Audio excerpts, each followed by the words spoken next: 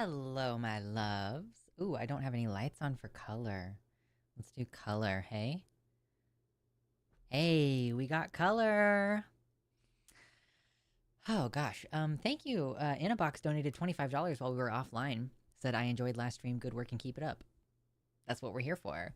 But Zypation did a gifted tier 1 sub to Dorian Gay. Dorian Gay, if you're here. Oh, there you are. Yeah. Enjoy your dicks.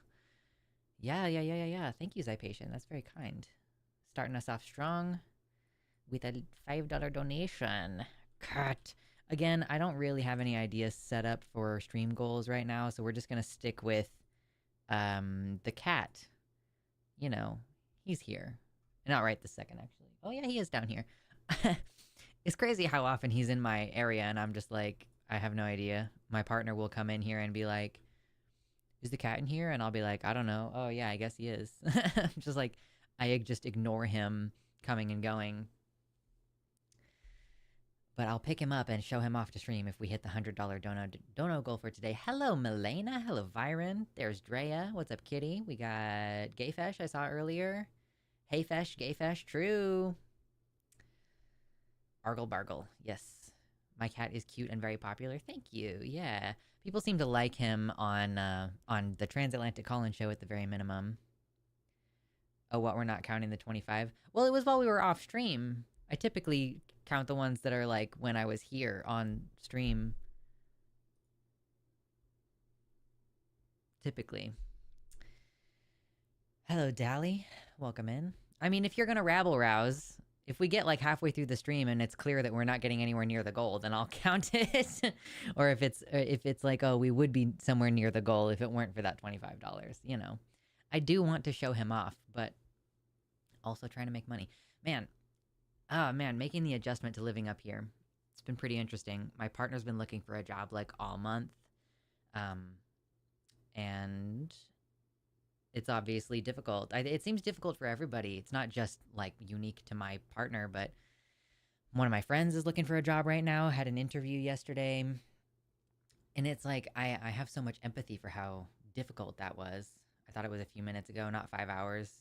Oh yeah, I mean, I think I got the donation earlier today. If it was like right before stream, yeah, I would have counted it. It's time for the pitchforks. Listen, we got news today, babes. We got news today. I know I've been like about covering the news, but it just feels like at a certain point you do have to talk about it a little bit. Even though I know like some people are here because they're ready for my political commentary and dominance on that topic and like all of the astute observations that I make. And then some of you are like, wow, I kind of want to die from all the politics all the time, so I'm here to chill. So it's like, there's not really a good middle ground. There's like, oh, okay, I can talk about the politics, but maybe do it in a way that is a little bit less doomer, which I do feel that even though we have coverage of the horrendous events that are happening, it feels to me like there's a pretty big difference between how I cover it now versus how I used to cover it when I was recording videos. So to me, it feels less bad, but I'm sure that there are still some people who come here and they want cozy and they're getting political commentary and they don't want it. Like, there's just no way to help both of those groups of people. I guess I could have like Sunday is only fun stuff and Wednesday is only bad news. That could be fun. It could be fun. In less dystopian news, my first paper has been submitted for peer review. Hypers! Byron is on the way to getting a PhD, if I am understanding correctly. You're on your way to your doctorate right now? So that's very exciting. Submitting... or did you already get it and you're now submitting a paper just for general peer review? I know you were talking about it with Max in the Discord. Wednesday is hump day. That's true. Does that mean that Wednesday needs to be the day that we do only fun stuff? I don't know. Regardless. Man, what have I done since I saw you last? It's only been a couple of days. You know, we explored a little bit more this week, and I've been going walks on the way to the doctorate. I got my fingers crossed for you, Byron. We're thinking good thoughts for you. But yeah, I mean, We recorded an episode of the podcast this week that I'm really excited for. If any of you, by the way, if any of you miss Demon Mama, you know she's doing a podcast with me and Gayfesh right now, right? Like, I know she hasn't been posting for a while. She's doing other stuff at the moment.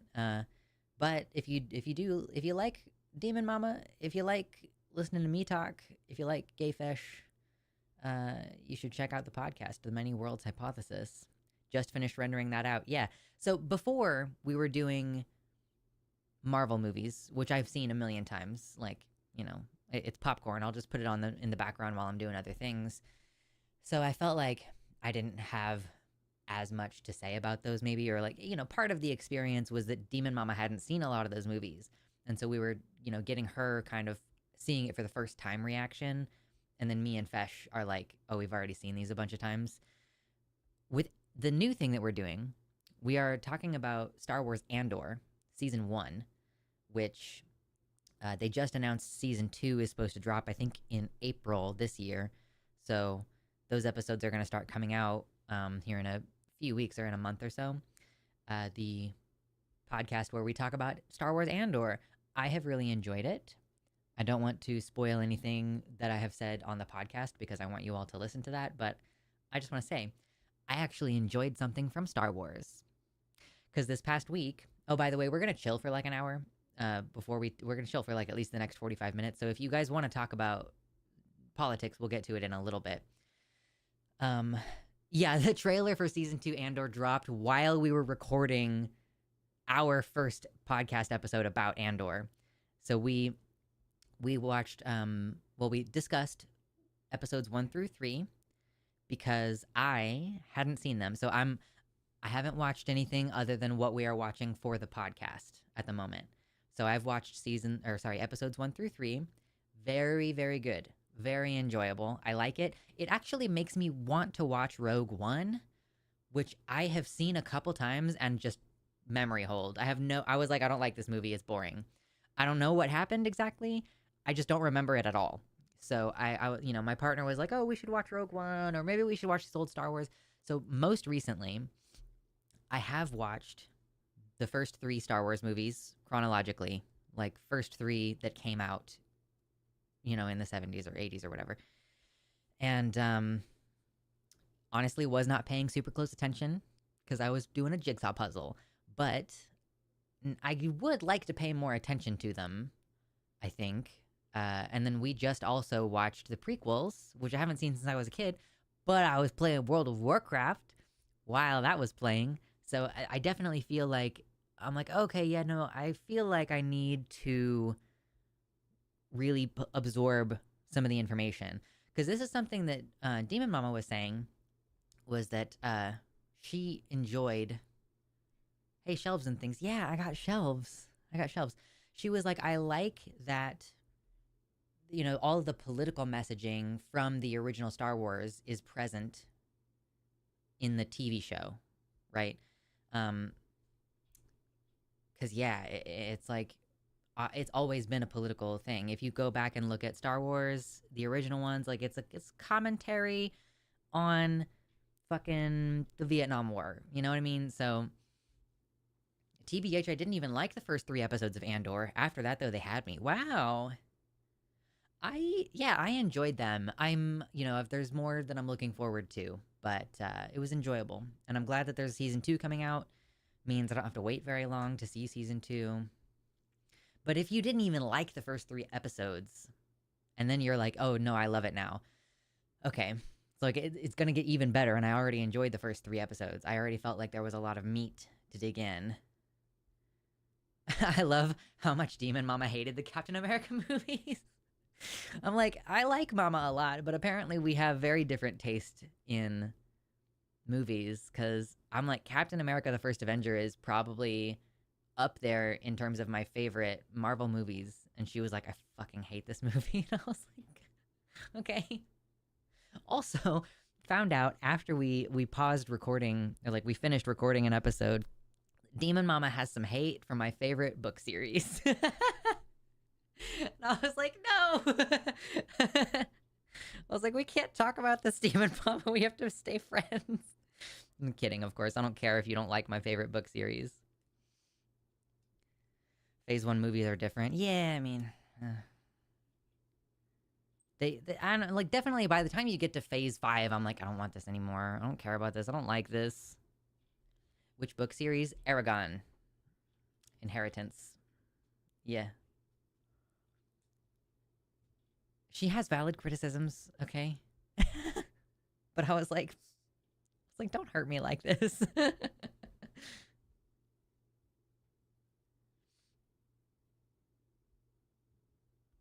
Not gonna lie, my hatred for Disney peaked with their acquisition of Star Wars and Marvel. Everything just became a type of formula again and a desperate attempt to create new IP as fast as possible. IDK, I'm a little bit of a huge bitch about a lot of things. I mean, that's kind of like, seriously, Kitty, that's how I feel. And that's part of why I like Andor so far, is because I feel like, I mean, I've been bitching about this for a while, right? I've been complaining about this for forever, that I'm like, tell an original story. You know, tell a new story. Tell an original. I'm tired of Star Wars. I'm tired of Marvel. I'm tired of like Disney live action remakes. Like, I'm tired of it, and I want to see original stories. I did not expect the trajectory of my life to end up with me being like, oh yeah, actually, what I would like is to um, watch independent movies. But I think that it turns out that that's what I want. Like, what I want is interesting stories about the types of characters that we rarely see. I don't want to retread this, you know, oh my God, you're the special chosen one. Or like, there's just, I mean, you reach a certain point in literature where you can't do anything that isn't at least somewhat evocative of something that came before, right? But you can try. You can try. And that's kind of what I like about Andor, you know? And I was saying it on the podcast that it just kind of feels like a story about shit happening to people. So, my favorite thing in cinema is when there's 20 production cards before the movie starts, because I'm like, yes, indie feature, let's go. Yeah. Like, I'm really looking forward to seeing Again Again by Mia Moore. Like, that looks like fun. Moss, should I ping you if I'm going to be showing a movie like that in my or Jack's servers? You can. I might not join because I still am very, like, I would like to watch movies on my own time and everything. And, like, I'm really resistant to watching movies. But, you know, you can let me know. If you have read Wheel of Time, Aragon is a little funny side by side. I love both, but he was very young when everything happened like it did. I'm happy for him, but a lot of authors say later that they wish their fourth or fifth book got them famous after their writing had matured. I am excited to read Murtagh because of that. Okay, so I think that's valid, right? And that you know, we admit, we acknowledge. So it's my favorite book series. But it was written by a 14-year-old, right? Like, this is my copy. This is the copy that I've had since I was like 12 or whatever. In fact, there's a piece of origami paper in here for some reason. Little calling card from my husband. But these were, this one right here, he started writing when he was 14. It got published when he was 16. So we acknowledge that there are some shortcomings. And yes, it is very hero's journey. And yes, it is evocative of Star Wars A New Hope. Okay, we know this. We got it. But, like, it does, I can understand that. Like, I wish I had gotten famous later. Like, after maybe the third or fourth book came out, if that's when the series blew up. But by then you're locked into a young adult series. I think that's part of it too, is like, by that time, if you set the tone for your writing when you're super young, I can kind of see it being an issue of, well, I would like my writing to mature, but I'm in this genre now. So, yeah, like, I mean, I agree with you though. By the time you get to the fourth book, it's better because he's a fully grown adult by then. And then the most recent book, Murtagh, oh my God, it's really good. Excuse me, I'm so burpy. But it's really good. It's like we're looking more into like how a person recovers from trauma, which is interesting. That is very frustrating to some people People who want to read a fantasy book in order to just do like a magical hero's journey obviously are not they're going to feel confused and have a difficult time appreciating a book like the most recent one, which deals with one of the characters from the main series who is just like, he has no guidance, he's very down on his luck, he's fumbling trying to figure shit out after having been tortured and and forced to submit. It was crazy, you know? So I appreciate, I'm like, oh, I find this other character so much more relatable than the character from the first books, like the main character guy. The main character guy from the first books, he's a Mary Sue. He's like, well, okay, oh my God, he's fucking perfect again. Oh my God, he faced like a half a second worth of struggle and now he's just fucking doing everything, right? You're like, then you have a character who's like, I'm fucking up a lot and I don't know what to do. And we really messed up here. And I'm trying my best to help solve a problem. But I'm like crushed by these things that I've experienced, you know? So I appreciated it. I found it much more relatable and I enjoyed it. I'm not a huge reader, but I would like to be reading more. Yeah, Stephen King struggled with finding success outside of horror. I couldn't even tell you what Stephen King has written that isn't horror. Like, what even has Stephen King written? You do get kind of locked in. The drawback is without the early fame, there isn't a third book. Well, sure. I mean, nowadays it's a little bit different because you have self-publishing. Like, I know someone who has published numerous books and is still actively writing and publishing, but it's partially because you can just self-publish on Amazon. So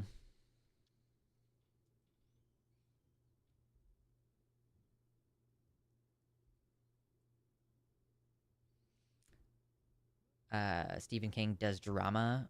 You could say Shawshank and the Green Mile. Oh, okay. Yeah, I could see those. Sure.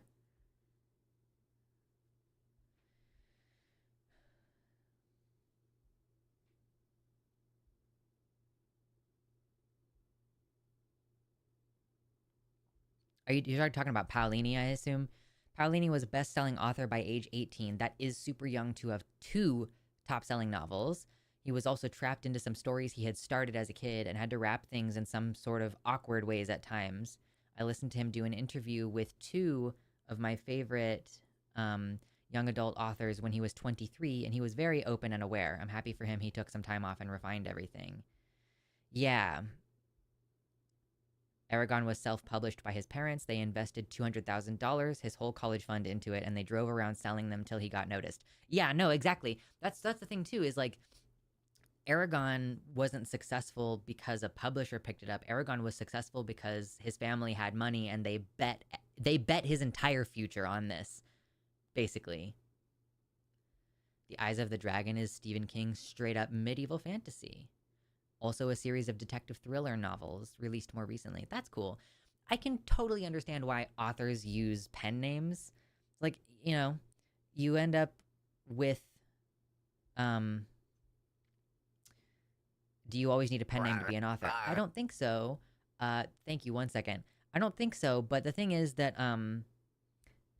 if you write in one genre, it can be useful to start your other books under a pen name, because then maybe like if somebody picks up a Stephen King book, they're expecting horror and what they get is medieval fantasy. They'd probably be like, what the fuck? Thank you so much, Zypation, for your second dono today. Gifted tier 1 sub to Better Than Amber, or Better Than Ember. Blah, blah, blah. Ember, please enjoy your green name and your dicks. The dicks emoji.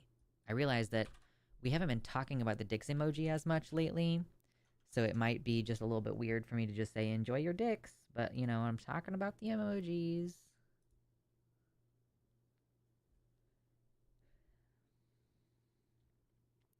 For your information, the male version of a Mary Sue is a Gary Stu.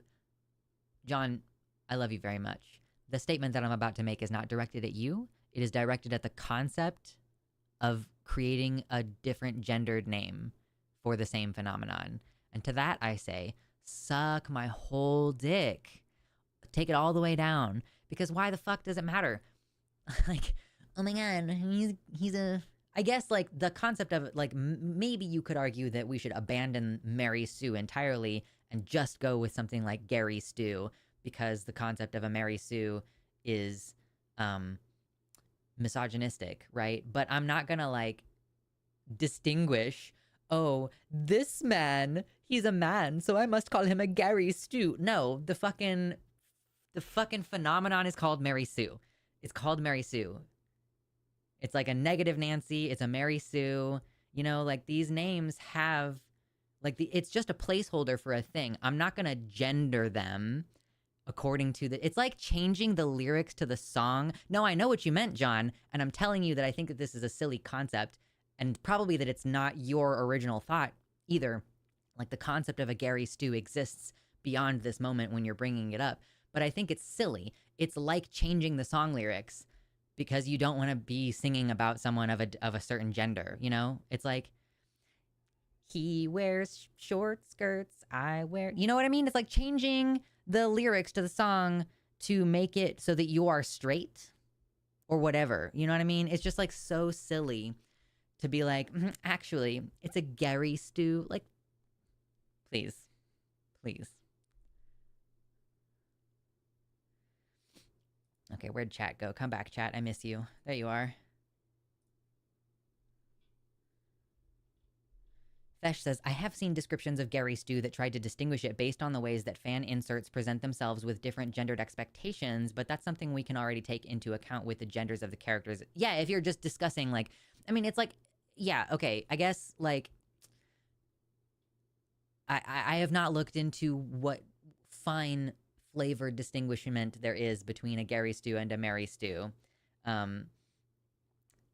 Yeah, you're just being a little bit pedantic. I'm not mad at you, by the way, just to be clear. I was like, John, I love you. I'm annoyed at the concept that someone besides you invented the idea of a Gary Stu because they felt like bad about calling a male character a Mary Sue. I feel like that's where that originated, is people being fucking stupid. Not you, but people. Oh, fair enough, Silent. Silent says, I was with you till this. Changing the lyrics of stuff to make it sapphic is way better, actually. Okay. Yeah, oh, okay. I do understand why that is different. And I think that it's because the two things that I'm annoyed with right now are things that reinforce stupid patriarchal bullshit, basically. So if you're doing something that's undermining that, like changing the lyrics of stuff to make it gay, I'm okay with that. It's like the fact that you feel the need to change something in order to make it normalized under heteropatriarchy is what I'm trying to say. Sapphic Phantom of the Opera rips. That's awesome. I bet it does. I forgot what the opposite of sapphic is called. Help. I'm sure there is a term for that. I don't know what it is. Don't change the lyrics. Just pitch shift the singer till they're transed. True.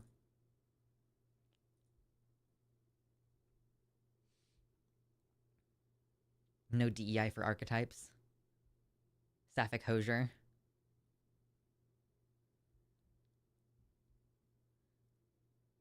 Also proposing Perry Drew. Just fucking leave it alone. Just call it Mary Sue. Have you heard Sapphic Hosier? No, I haven't. Just Greek? Yeah, the opposite of Sapphic is just Greek. Ugh, because they be doing it. It's a lot like Phantom of the Opera, but with more scissoring. Oh, you guys kill me. No homo versus yes homo, truly.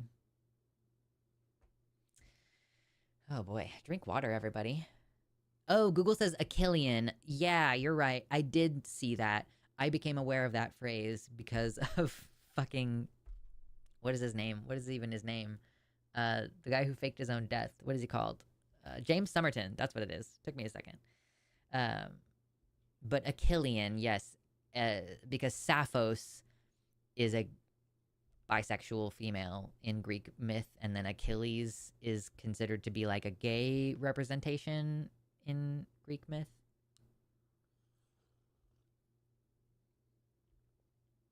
Silent has presented a Sapphic Phantom of the Opera playlist.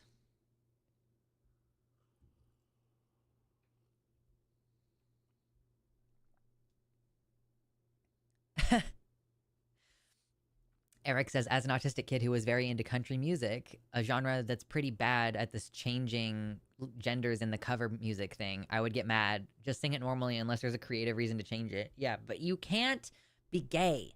It's not allowed. Why are you gay? Listen, my husband and I have been saying that to each other so much lately. It's just, why are you gay? Why are you gay? And then my sibling is like, we're just saying it back and forth to each other repeatedly. And my sibling is like, why are you doing this? And I'm like, don't question me. There's 50 viewers in here. If you enjoy hanging out with me, hit the like button. I would love it if more of our streams ended up with like a crowd of people in here, even the ones where I'm talking about bullshit. Yes, holy fucking shit, the world is falling apart. You know, we talk about it a little bit, and then we talk about movies, and then we kind of go back and forth, right? Achilles and Patroclus spent most of the Trojan War not wearing Trojans, ironically enough.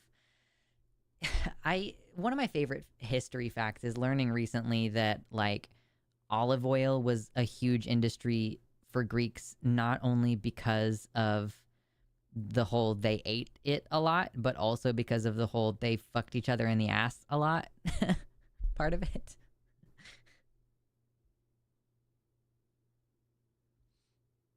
This version of Take Me to Church. Guys, I don't know if I can listen to these pitched up or down. Like, listen, you if you're sharing links for the benefit of one another, that's fine. I don't think even pitched up or down I can play these. I basically just try not to play any music on stream, really, because I'm just like, the kind of stupid bullshit that happened. Like, I'm just like, I don't want to have to fucking have my video edited afterwards and everything. It's just annoying. If you can't be weird together, what the fuck is even the point of marrying someone? That's true. My husband and I are very weird together. It's nice. It's comfortable. Yesterday, I don't know what he did. He texted me or something and was like, "You're a punk" or whatever. And I ran from my office to his office and was like, and I like pretended like I was smacking him a bunch, and he was like laughing. It was funny.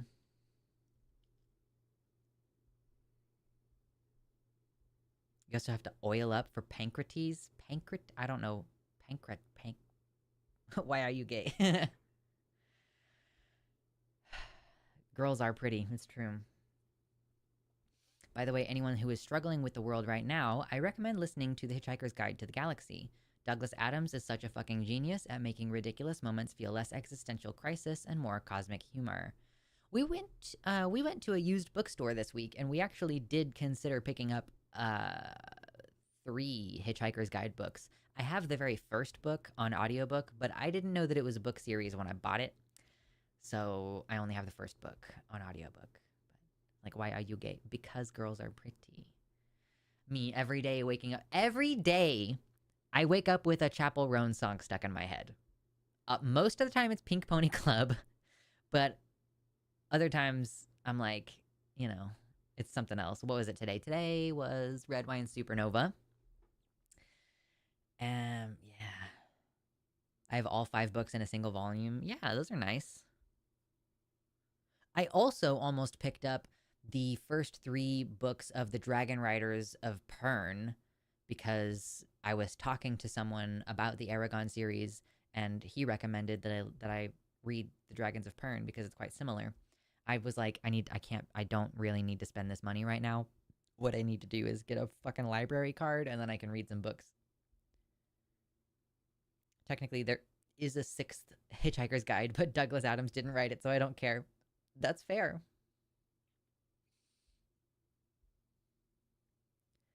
Oh, Kitty pushes back and says the one written by Owen Colfer is amazing. There's a BBC radio play of Hitchhiker's Guide that may have come out before the books. Like before the audiobooks. Nice.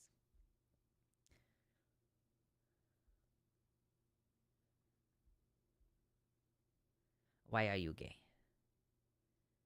I'm listening to a book I just heard about called Stealing Thunder about a trans hero by a trans author. Friggin' sweet so far. Nice. You know what I did recently is I started a Google Doc for all of the things that you guys recommend me during stream. because I had a lot of tabs open that were like things that chat has recommended to me. And I was like, I'm not going to get around to watching this right now. Like, you know, so now I have a list of stuff that I need to go check out. And one of them is Stealing Thunder. Trans author. Cool, I'll look that up later. No, the radio play actually predates the physical books. Douglas Adams started it as a radio show. Oh, that's cool. Oh, that's neat. I like hearing those stories. It's kind of like how The Hobbit was originally just J.R. Tolkien, like, telling his children a story. And then they were like, you're doing inconsistencies. And he was like, fuck you, I guess I'll have to write it down now. So I like those, you know, the book started out as something else first. So the Hitchhiker's Guide started out as a radio presentation. The one written by Owen had already been partially written with tons of notes. A lot like the Brandon Sanderson finishing Wheel of Time for Robert Jordan. Both died too young. Yeah. Lots of Hobbit weed. True. Oh, goodness. It's like, what else do we have this week that's going on? I am very excited to start working in my garden plot. I don't know if that is going to happen this week or maybe next week. I need to at least get it started, but now that, dude, Gayfash has been telling me for a while about all the blackberry bushes up here, and I didn't understand. I moved up here and I was like, oh, there's a lot of brambles up here. Like, there's a lot of thorny vines all over the place. That's crazy. And I was just like, man, I got to be mindful of those. They apparently really love it up here. And then the lady at the garden was like, oh yeah, that's blackberries. And I was like, oh shit. And now I'm like, oh, they're fucking everywhere.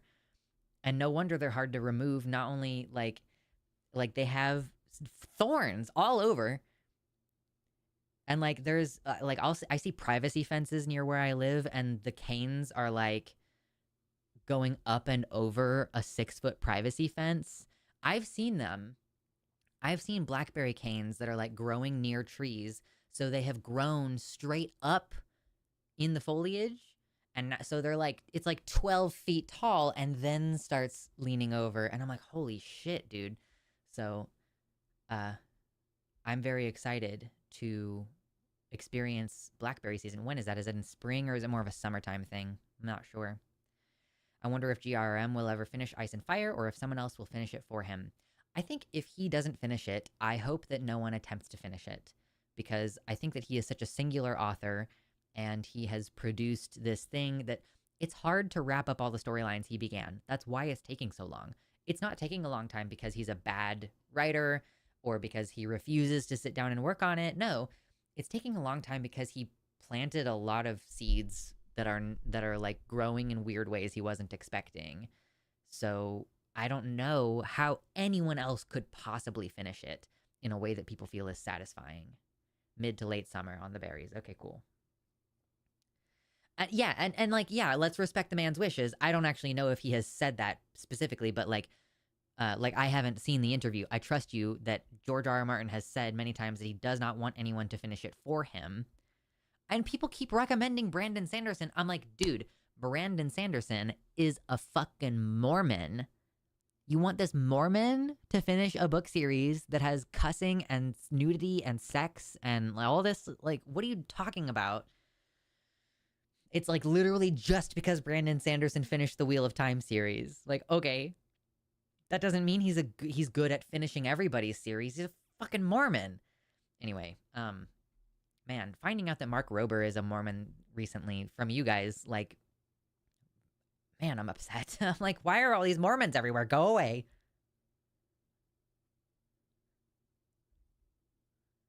You can straight up pick to your heart's content. Yeah, I'm always curious too whether, like, I don't know how much spraying gets done in towns. You know, I'll be like, I'm wondering about stuff like ticks. Like, when I go walking at the local park, do they spray any of those trees for pests? Do they spray any of the blackberries for pests? Because, like, does that mean,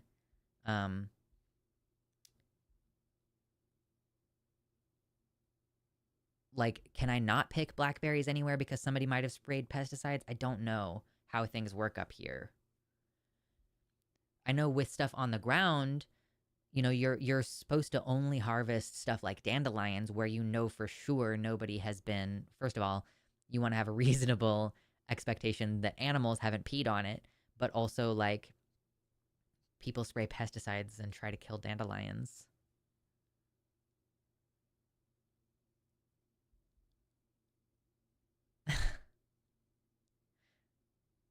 Yes, yes, if the state does it, that makes it legal. That's how it works. We don't have ticks and chiggers like they do out east. We do have fleas. I mean, y'all have Lyme disease here, so I feel like that means that you have ticks, right? You have only one species of tick up here instead of like 8 species of tick that we have back east. But like, you still have them. You should rinse any berries you pick. Yeah, yeah, sure.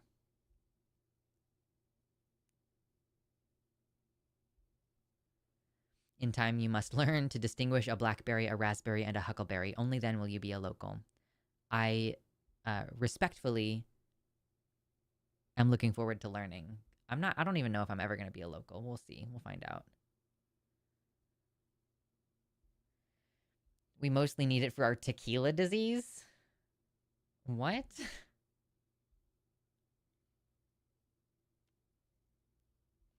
We harvest blackberries in the UK too. You can ask local council or local Facebook groups. Roundup is evil. Oh, you mean it's like asking around if somebody has blackberries that haven't been sprayed?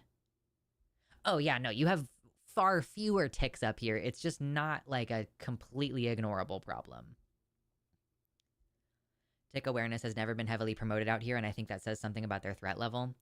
I mean, to be fair, we don't really do tick awareness back in Kansas either. It's just like, I don't know, maybe it's like a growing up in the country thing. Like, you just kind of check for ticks after you go out in the woods. I don't know. It's just like, it's considered just pretty normal back where I'm from.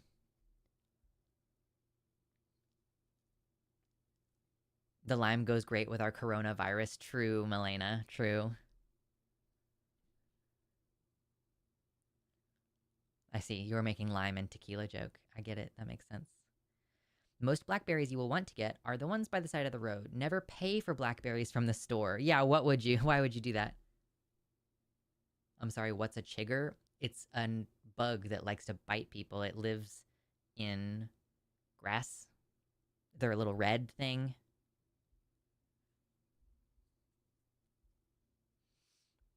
Anyone who buys blackberries in the PNW is a sucker and a rube.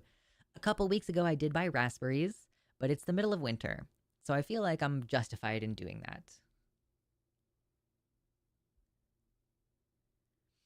Differentiating wild blueberry from huckleberry is way more difficult, and then Marion berries look a lot like blackberries. Yeah, you guys have Marion berries. Who named that bug? Chiggers? I mean, yeah, just fucking... I mean, it's a little bug. It's a bug. It's a little red bug. Commonly referred to in North America as chiggers and in Britain as harvest mites. They are also known as berry bugs, bush mites, red bugs, or scrub itch mites. Chiggers are often confused with jiggers, which is a type of flea. Guys, sometimes words have similar sounds in them, you know? But yeah, in the US, it's like, these are chiggers. Yes, you are right, Nomadic. The ticks that carry Lyme live east of the Cascades. But they're always spreading is part of the problem. But for now, yeah, the ones, actually, no. That's not true. The ticks that carry Lyme live east of the Cascades. That's not even true. I've looked up maps of Lyme disease in the Pacific Northwest.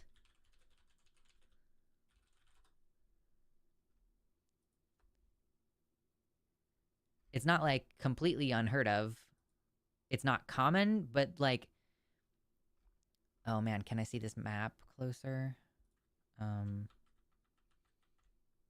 Yeah, like this... Okay, so to be fair, the most Lyme disease is up here, and then up there. But you have it here. The thing that you don't have here is you don't have the ticks here that that have the thing that makes you allergic to meat, the alpha gal thing. So, but yeah, like you do have Lyme disease, and actually, Lyme disease in the Pacific Northwest is on an increase the last few years. Salmon berries look like salmon-colored raspberries. They have salmon berries in Stardew Valley, and I assumed that that was fake, but now I know that it's not fake. Wow. Is there a difference between blackberry and black raspberry? I've never heard of black raspberries before.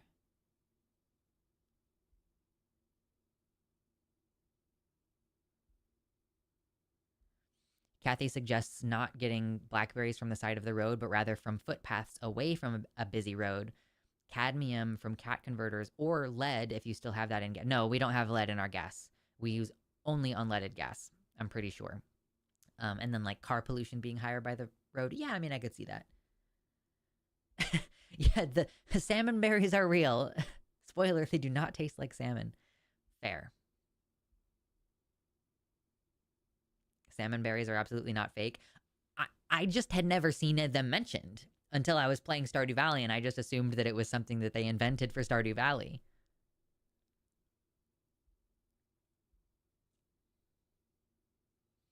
My sister has had Lyme like 3 times and also has the alpha gal meat allergy. That's rough. I'm so sorry. Yes, I love Black Forager. She's very cool.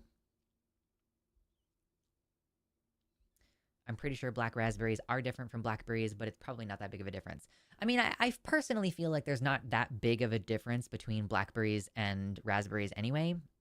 Obviously, blackberries have a little bit more body in the chewing, but like it's still like it's a little pod fruit.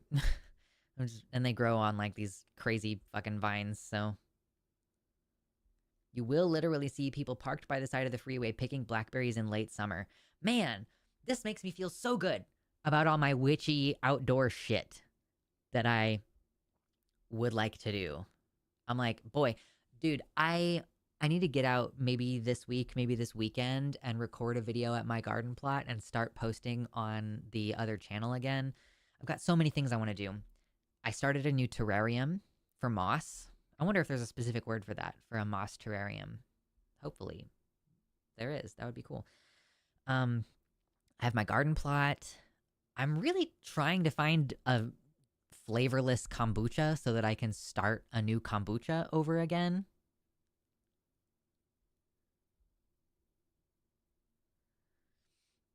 I'm going to be able to make blackberry jam. I could make blackberry wine if I wanted to. Yummy, yummy, yummy.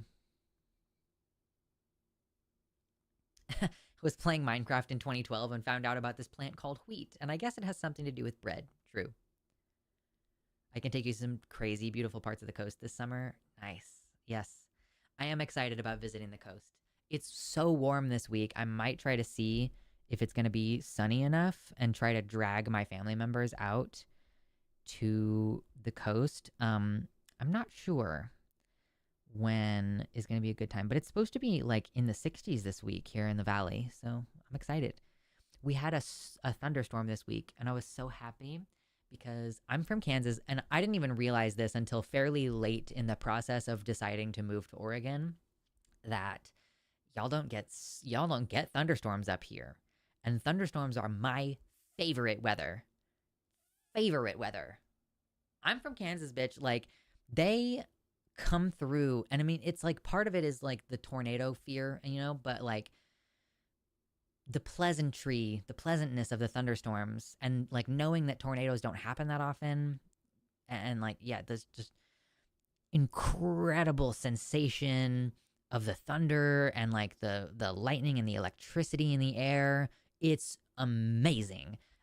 And we had a thunderstorm this week. We don't usually, apparently, in the PNW, but we did this week, and I was like, man, I'm so happy. We actually saw lightning when we were going around.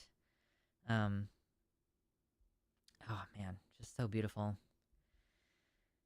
And hail. It hailed a little bit. I was surprised. We were out driving, and I was like, this is hail right now. Thunderstorms tend to increase in frequency into summer and early fall. Okay, good. I'm glad that you have more of them than I thought that there were going to be. If you end up transporting a lot of berries, fill a bucket halfway with water and put them in the water because they lose a lot of their weight and they don't smush each other. That's a good call. Talking about witchy outdoor shit. I have not heard of Earwig the Witch. What do you... Nettle season in the UK, your growing season is so far ahead. Well, to be fair, it has... Oh, okay, Earwig and the Witch is a movie. To be fair, the Pacific Northwest is like... It's like being in Greece. It's frequently described as a Mediterranean climate. That it doesn't hard freeze in the winter. It does dip below 0 Celsius, but it doesn't get to like -5 or -10 Celsius, you know? Like it would back where I'm from. So because it doesn't freeze in the winter and it's kind of mild, like I said, it's going to be 50s and 60s right now. And yes, there is global warming. Here's the great thing about moving here. I don't know what's normal. So if it's like 60 degrees at the end of February, I'm like, wow, I guess that's just what it's like here. Whereas if it's 60 degrees in February back home, I'm like, we're all going to die.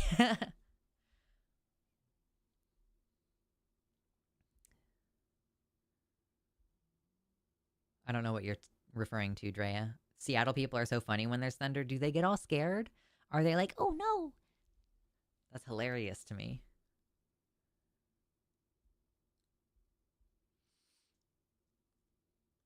Thunderstorms have been picking up the last few years. Okay.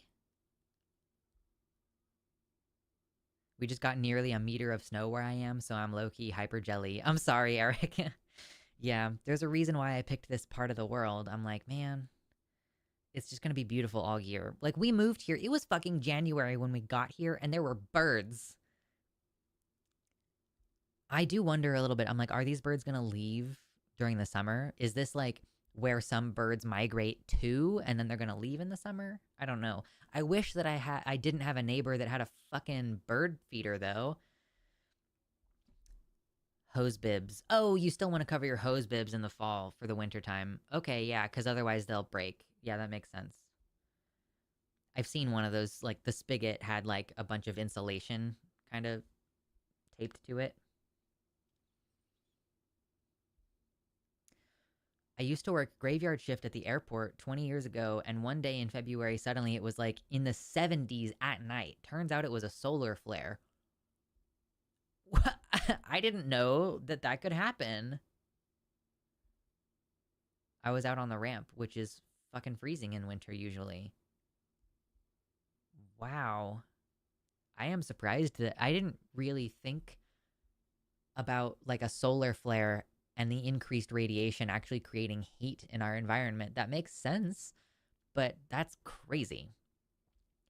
Because typically, even when I'm going to go battering ram down Neil deGrasse Tyson's front door and demand why he didn't explain to me that solar flares can... F? Hold up. What's going on? Okay, we're back. I see what you guys were saying. Nothing actually looked wrong during that. Like, my internet was still on. Streamlabs was still going. Like, I don't know what happened. I'm sorry. Like I said, I might have to buy an entirely new router. Yes, I know. I'm so sorry. I appreciate everybody being patient through those moments. Must have been a YouTube encoding issue. Well, my router is not good. But it might have been YouTube. Well, you know. If it keeps happening after I get... Yeah, solar flare hit the internet. That's what happened.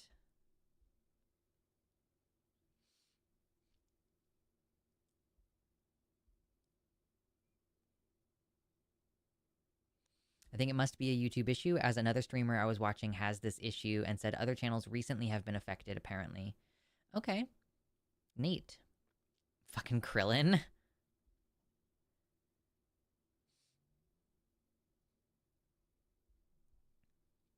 Refreshing fixed the resolution for me. Cool, cool, good to know. So if you refresh, hopefully it'll be normal now. I'm so sorry, everybody. I wish that I could I wish that I could pay millions of dollars for the perfect internet and have constant access to everything. And okay,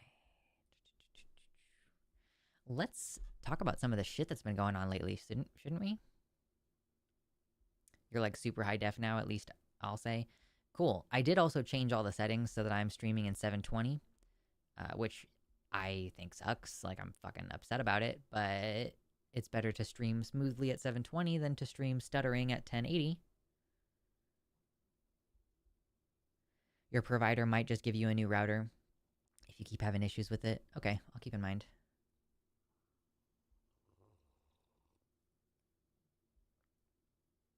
I have so much nostalgia to watch Thundercats and Dragon Ball Z till I try and remember half the episode is powering up and I'm sad again. If you haven't watched Dragon Ball Z Abridged, I would recommend it. I think it's very good.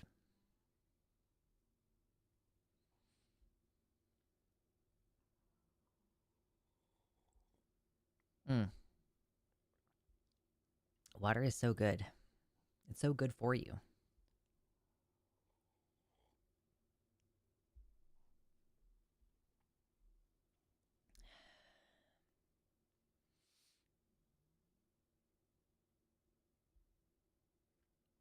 I have shitty internet and I can watch you in 720. Okay, cool, good. Stream actually looks more clear than real life now. Yeah, I know, Drea. I just spent like thousands of dollars moving across the country and I'm still kind of living off my savings right now, so we'll do it eventually, I'm sure. I don't think we've ever owned our own router. That 5 minutes was the longest 3 months of my life. I'm so sorry. You said you were laid up in bed sick. That's terrible. If you're intimidated by the episode count of One Piece but want to watch it, look up One Pace. Okay. Water is required for tea. That's true. Man, I don't normally have a problem with spending more money than I should. And I'm keeping it within limits, but I have twice recently bought expensive tea that I don't need because I was trying to support a local business. I'm like, well, I stood here talking to you for like an hour. I'm gonna buy something. But man, it turns out I really like expensive tea. I went from being a I don't like tea person to now like, oh, I guess I didn't like tea because I only like expensive tea. Oh, geez.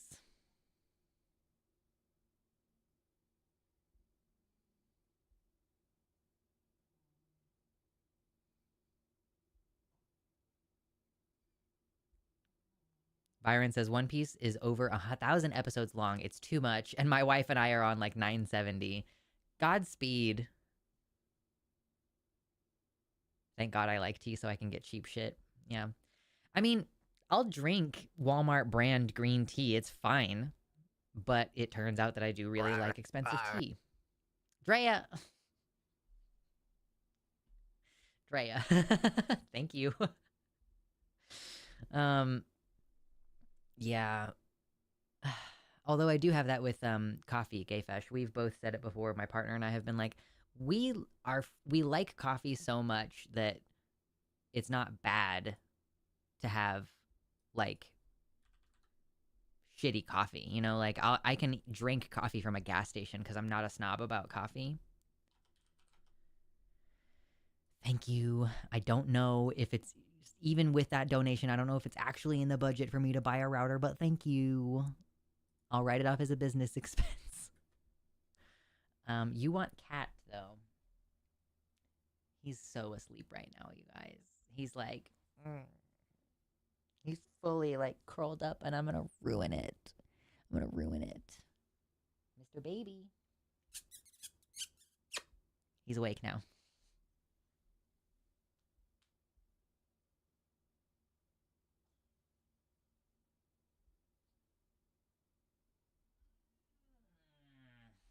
Ha ha ha ha! I found a kitty. Yes, I will. Thank you, Andy. I will. Are you poor baby? Were you sleeping? Am I so mean? I'm so mean. Hello, kitty. Oh, thank you, Zypation. Are you baby? Hello. Mwah, mwah. He's a baby. Yeah? Yeah. Oh, thank you. I just learned that he might be asthmatic. Sometimes he's like coughing, but then there's no hairball. And I'm like, oh, are you just, I guess maybe he has asthma. A little bit. Just a little bit. Mwah, mwah, mwah, mwah, mwah, mwah, mwah, mwah, mwah, mwah, mwah, mwah. I'm sorry, I'm wearing a black hoodie, which I realize means that you can't see him very well. Are you so good? Are you nice? Hello. Mwah. Oh, thank you. Mwah, mwah, mwah, mwah, mwah. Aw. Okay, I'm going to put you down now because you weigh 20 pounds and I already did arms today. Okay, are you gonna leave and go drink water now? Okay, bye. Oh gosh, yeah, I did already do arms earlier. I was like, why am I having such a hard time holding the cat? And it turns out, yeah, I exercised my arms earlier today. I love your kitty's eyes. I know, he's so pretty. Thank you, Zypation. Yeah, Kitty says, our taxes finally arrived and my wife has decided some mayo-side kind of day. You got your tax return? Okay, I've been unsure about filing my taxes, because I'm like, like, what's gonna happen? But that's good to know that at least someone has gotten a tax return. But thank you, Zypation. I really appreciate you. That brings us up to $115. Let's change the dono goal. I will get the cat again because he just came back. He doesn't hold a grudge. I pick him up and I pet him and he's like, I hate you. And then I put him down and he's like, okay, I guess it's not that bad. And then he comes right back to sleep in his spot. Are you baby? You are baby. Yeah. You're so good. Thank you for being a baby. Yes. I larb him. Okay.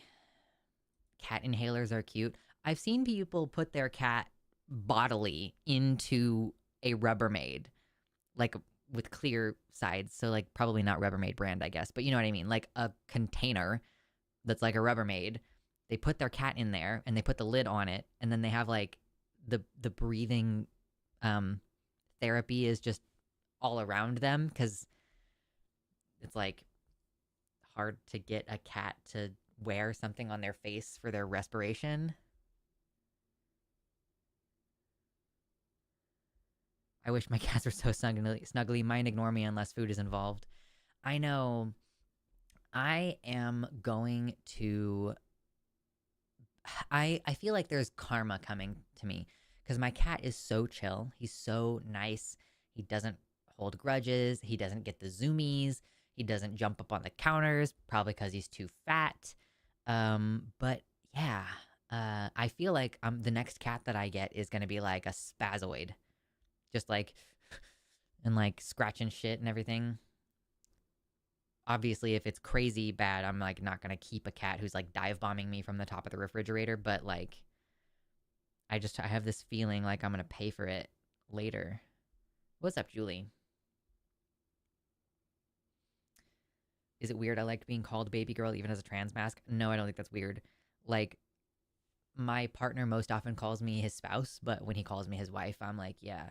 And I think actually at some point I was like, I don't mind if you still call me your wife just when it's the two of us, because I'm like, that kind of still is like, there is emotional attachment to the term. When we got married, I hadn't changed my legal sex or anything, so... Speaking of changing your legal sex, though, I want to talk about this thing. Oh my god, there's stuff to talk about. Yeah, cat's just sitting back and letting the toxoplasma do its job. I don't clean the cat box. Yeah. I was like, I'm not going to clean the cat box. It's like the only chore that my partner has, really, is feeding and watering the cat and cleaning the cat box. It's the one thing that I don't want to do. Where Do you ever wake up to your cat standing over you with a knife? Just checking. Not so far. But I also keep my door closed at night. I'm agender and we're not even married, but my partner calls me her wife and it's nice. Yeah. And like, you know, there is a certain context in which I would be like, yeah, I think good girl is appropriate here. I have enjoyed that quite a bit.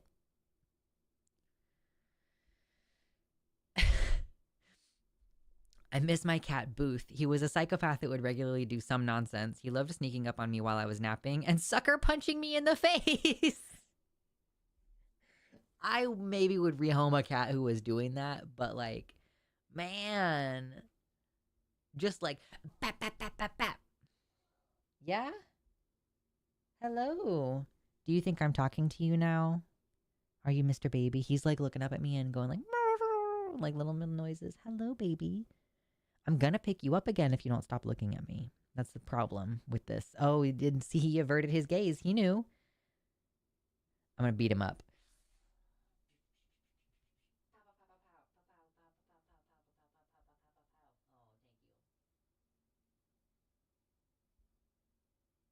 I was beating him up and then he started licking me and I was like, that's not the energy I'm trying to bring. I'm trying to beat you up. Yeah? Okay. Yeah, the baps, they're so evil. They're just like, whap, and then they run away or whatever, or they go whap, whap, whap, whap, whap. Is it time for toe beans? Oh, potentially. If we hit 200, I could potentially force the toe beans into existence. Are you ready to be tortured, sir?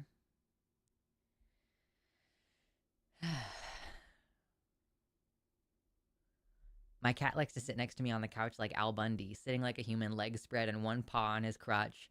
Recently, our cat was on the bed, and we have like some knee pillows. For me, it's mostly for my hips, but like, so that we have pillows underneath the blankets. So my cat was in the bed, and he was straight up doing one of these like trucker. He had his elbow up on the pillow under the blanket, and he was like, and I was like, why do you look like a trucker?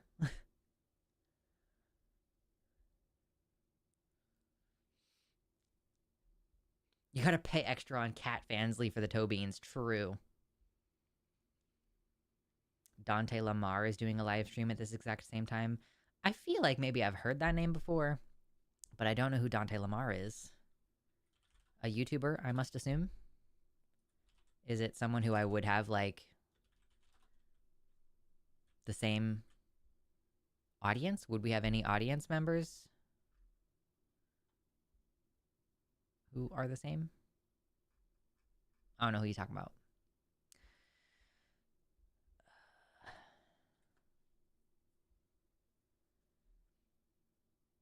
That cat that whapped you all the time was a special cat and never would have found a new home. It was his way of loving me, I'm pretty sure, because in 3 years of owning him, he had never sat on anyone's lap but mine. He was super scared of everyone. Not sure what happened to him after me and that girl broke up like 16 years ago. Oh. He's on the line with you? No. I'm sure, like, if he's on a different... I don't know everybody who's on all the other shows. It's kind of like they're my coworkers, but we work in different departments. Because I don't directly know most of the other people who are on the line. I only directly know the people who are on Takis, really. Those are the only people who I really talk to. Because they never have me on one of the other shows. Tell them you want to see me on fucking Skep Talk or something.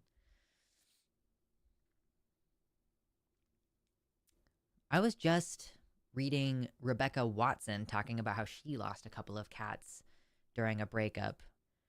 I'm like, man, I wonder how common that is. It's like an attempt to keep people in a relationship. To be like, I have your cats, right?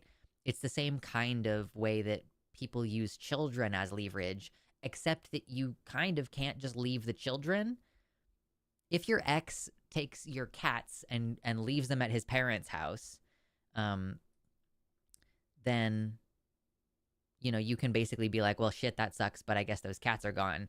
But if it's parents, or sorry, if it's children, you have to go get them. Speaking of Takis, when are you going to host with Ben? I believe that should be this month. Let me double check the schedule because we just got the schedule. So it looks like I am going to be on with Ben on the 13th of March. So I will be on with Ben. Yeah, so I'm going to be on Takis. I think this week I'm supposed to be on there. And then I'll be on it twice in March. So that's cool. Jesus, did you hear about Amaranth going full queerphobic? I did hear about that. I've heard of Amaranth before, but I don't know much about her.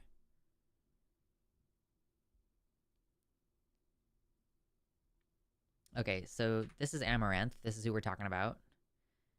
I've heard of her before. I've seen her before. I don't know much about her.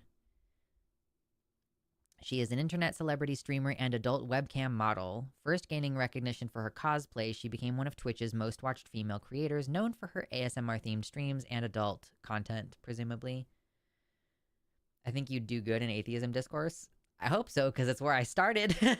I was doing atheism shit before I was really hardcore into the trans activism and stuff. Yeah. And I'm not as, dusted up on my most recent apologetics or whatever, but also part of the reason why I got out of doing atheist activism, and I did used to do atheist activism, was because I felt that there was a treading of the ground that happens with this, where it's like, okay, y'all have been doing religious apologetics for literally thousands of years. There is nothing new you can say to me. I really got bored with atheism activism because I was like, how many times do I have to hear you say the same stupid shit over and over again? But I'm back here again in the trans activism. This is what happens to me. I get involved in a group or a movement or something, and I'm like, I'm gonna really understand all of the things about it and all the arguments that I could make. And then eventually I'm like, I'm tired of this. I'm bored. I'm repeatedly stating the facts over and over again, and it hasn't made a difference. So I'm going to move to something else.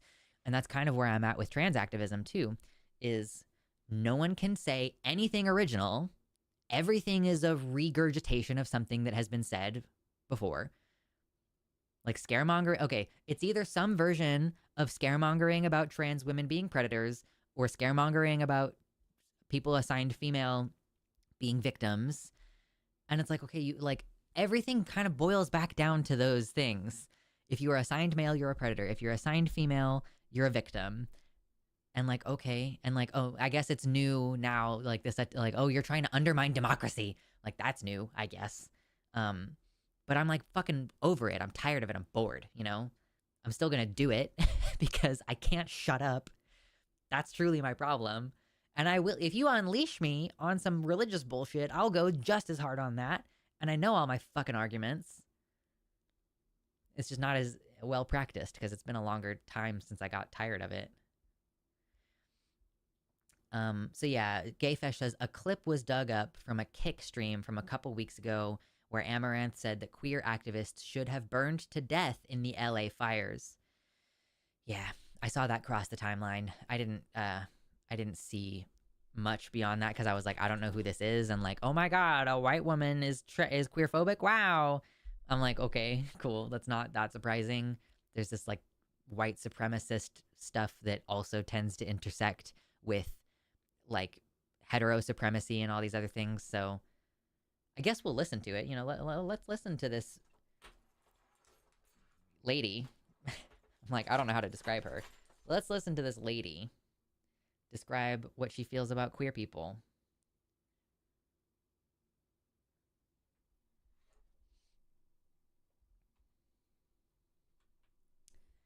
I do like Arden, but I feel the two of you are pretty similar in your responses, so it's nice to get some variety.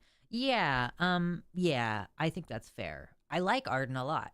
We get along very well, and I like her, but I can see that being maybe we respond the same way. I feel like Arden is a little bit more, thank you, that's actually what I was about to look at, Fesh. Um, the oh goodness gracious, I lost my thought in the middle of that. Oh no. Yeah, let's hear her out. Everybody wants to hear her out. But no, yeah, I like Arden. I think that Arden is a little bit more. She's a little bit quicker to get mad than I am. And there have been times where I have felt a little bit frustrated by that because I feel if I'm on a call with another host who is being a little bit like aggressive that day, because I tend to not be as aggressive, I feel like I end up taking a bit of a backseat, which can be kind of obnoxious. But I try to, I try to assert myself where it's appropriate. And I also try to keep in mind that, like, I'm trying not to talk over women also. But yes, I'm going to be on with Ben this month. And I don't remember who else I'm on with the other time. Who is it? Okay, so this month I will be on with Ben once and with Josie the other time. So you'll get a break from getting the double dose of me and Arden.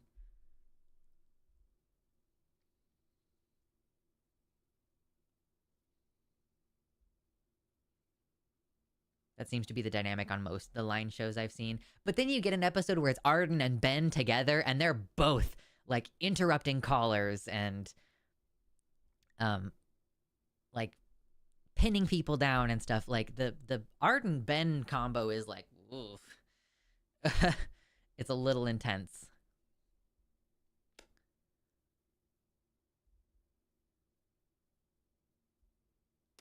Okay, let's listen to this video.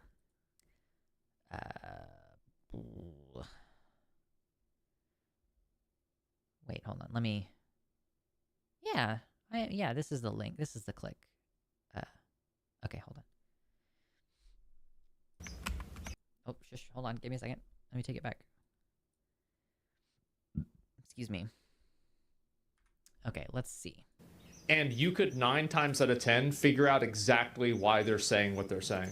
Give the crazies all of California. It's already land of fruits and nuts. Yeah, we can give them California. I'm fine with that. I'm like already just starting out with her having said that. We're on a bad. I'm like, you have people in your community who are saying things like "give California to the freaks." Like that might not have been the exact. I'm not like paying attention to the exact wording, but the message was like, and for her to agree and just be like, yeah, let's just give California to all these crazies. Okay. But Ben has the data to back that up. I mean, Arden does, she reads up on things and she has informed responses to stuff. It's just that Ben literally is a doctor. So he has the authority kind of weight to his opinions. But yeah, anyway, but like that's already, I'm like, oh, already you seem like a shitty person to me if you're like, yeah, let's read a chatter saying to give California to the freaks and crazies.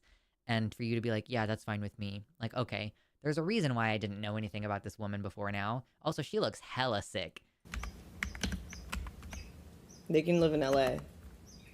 That's fine. Yeah. It has been 1 month since Southern California exploded in a... Like, did she say it explicitly? They can live in LA. That's fine.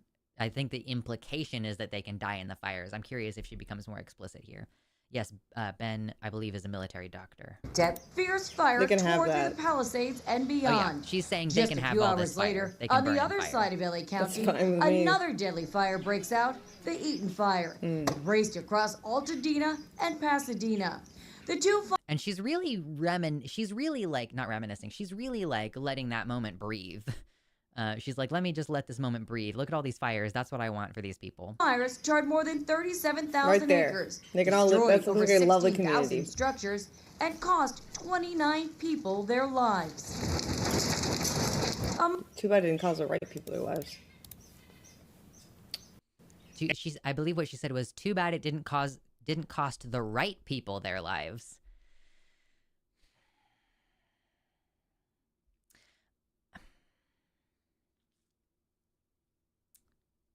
I don't know that people understand what that kind of rhetoric does to the people you're talking about.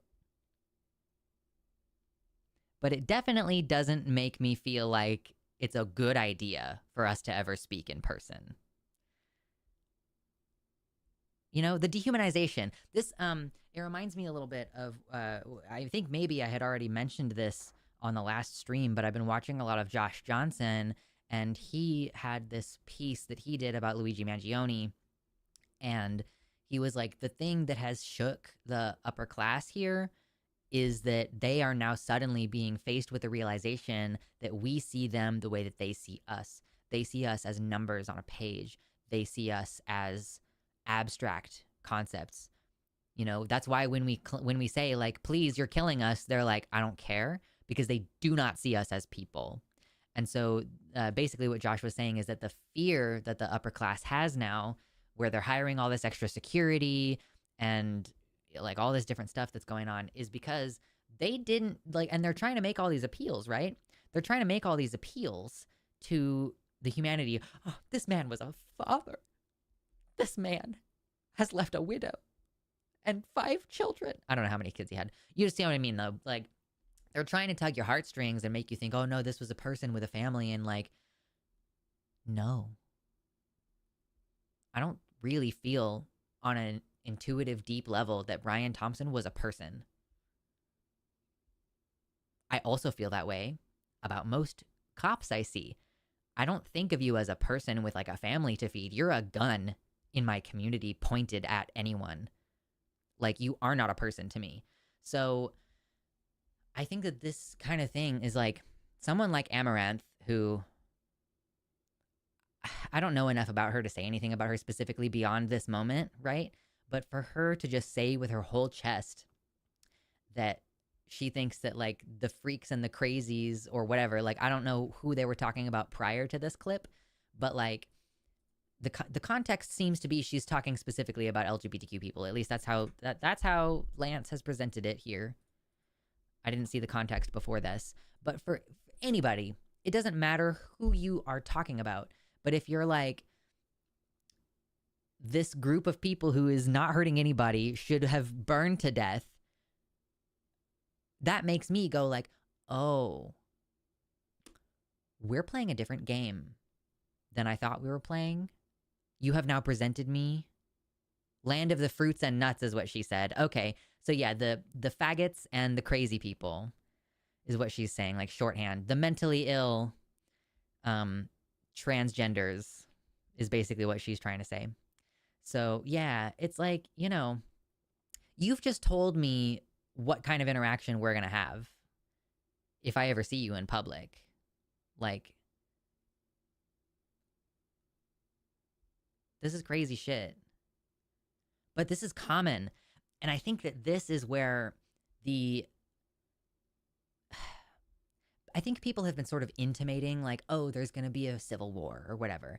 And I've been like, I'm skeptical a little bit, or like, there would have to be a very particular set of circumstances that would arise for there to be like a longer, like a broader conflict over this. And like, is it a civil war if you're just persecuting your own minority who don't really have the numbers to potentially fight back? Like, I don't know. But it's this dehumanization. And it's, I didn't start it. That's really all I can say, is I didn't start it. So if someone is dehumanizing someone and trying to create the conditions upon which violence is easier to enact on people because you don't see them as people, like, well, you're certainly not making me not want to do fucked up shit, you know? Hate to see that she turned out to be a stereotypical kick streamer. Fair enough. Also pretty rich, coming from a girl who got famous selling her bathwater to incels. Yeah. Haven't we always known that they went to genocide LGBTQ? Yeah, but we didn't know it was fucking Amaranth on that shit. Yeah, it's people you wouldn't expect. And, you know, conservative these days are like, I, for one, am basically the villain from a Disney Channel original movie. I'm simply evil. The Holocaust was based and ponage, yeah.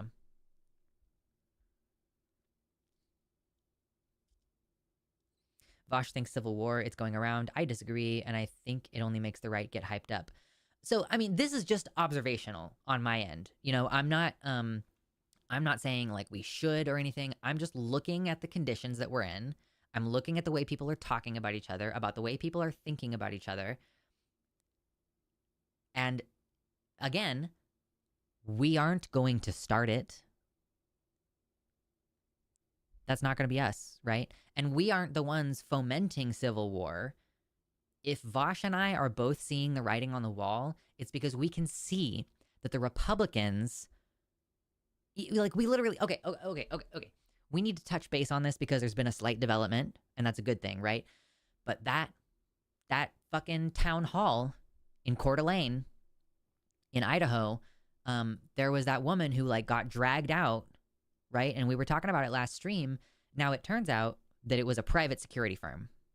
3 men who were not wearing a badge, who did not have a name of a business on their shirt, which you should. But there's all this, like, craziness around this concept that this woman was dragged out by, like, unidentified men. And people were blaming her about it. And the sheriff was right there and didn't do anything. He didn't say anything. There were elected politicians on the stage who were cheering on these random fucking men who nobody knows. They don't work for the police. We find out later that they work for a private security firm. But the fact that everybody was okay with that, that's the problem, is that that's where the Civil War thing comes around. Like, that's why people are saying this, is because what you end up with is, like, the government and the media together saying crazy shit about trans people or queer people or whoever. And then there's this, like, private thing that happens, like, outside of the, you know, government framework. You end up with this, like, citizens reacting, doing evil shit to people, but then the people in charge who want that evil shit to happen but are constrained by the limitations of bureaucracy, they simply turn the other way. They don't even need to cheer it on. But Trump does. So you're just ending up in a situation where, like, the aggressive dehumanization, I didn't start that. This whole we need guns, like, everybody needs more than one, I didn't start that. Everything that I'm doing is a reaction to the dehumanization, to the increased violent rhetoric. So if we're like, okay, I think that some kind of civil, what even is the term for this? Like, you could go really gentle and say a civil dispute. But, like, clearly there is a problem of polarization and dehumanization. And, yeah, I mean, I kind of see why people are making that prediction in particular. Pretty sure the Civil War will start with red militia invading blue states. I mean, yeah, that's the thing. That's like the thing that I was saying to you all a couple months ago when I was trying to help people feel better about the danger of the situation, is like, are they really going to send in troops on the ground in Washington state to take away a trans person's child or something? Now, given everything we've seen, holy shit, maybe, like, am I safe in Pacific time zone? Like, that was the goal of moving here, was to at least be further away from the violence. But I don't know. Like, we have to just acknowledge that we do not know what's going to happen. As much as these events mirror the fall of the Weimar Republic, I don't know that I feel like this is unique enough that we don't have a solid blueprint. We have a general direction that this is headed, but what the specifics are going to bear out, I cannot say. I have no idea. There's been several times recently where I've been like, I'm pretty sure this is going to happen. And then fucking something completely else happens. And I'm like, wow, that was unexpected. Which makes me feel like it would be very difficult for AI, you know, thinking of the whole Captain America and, like, Captain America Civil War, or no, it wasn't that one. It was Captain America Winter Soldier. But the idea that an AI can, like, actually accurately predict crimes just feels fucking crazy to me.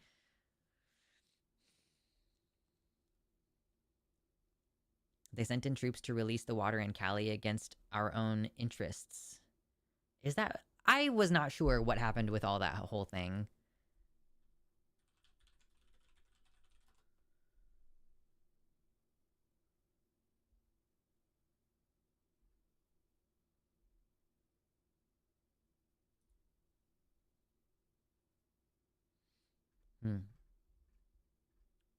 I knew they said something about the water, but I didn't know if that had actually happened.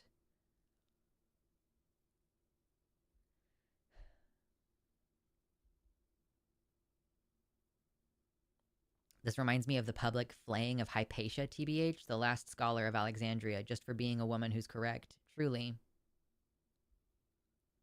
Drea says, I think they're going to start with the financial penalties, but if that does not work, they will move to force. They are already targeting sanctuary cities and states.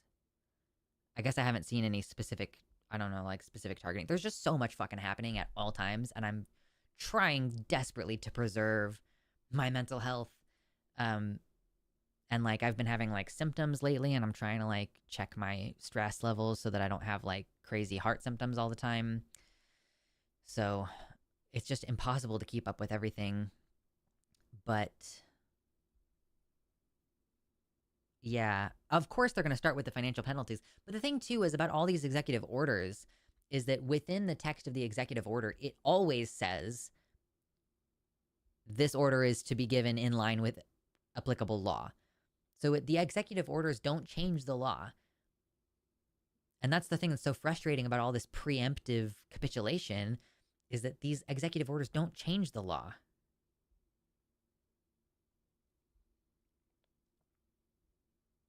So, like, I don't know what happens if they're like, we're going to deny you financial whatever.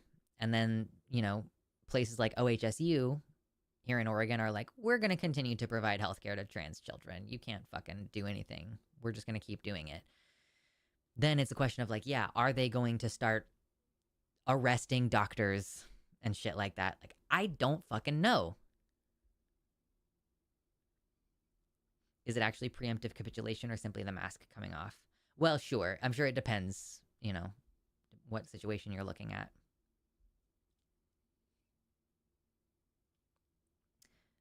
Oh, did that actually? Really?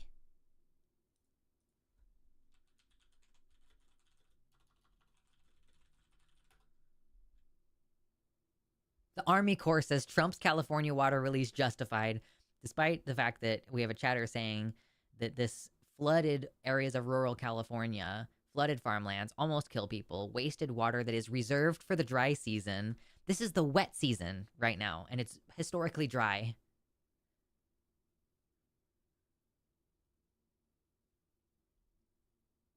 Yeah.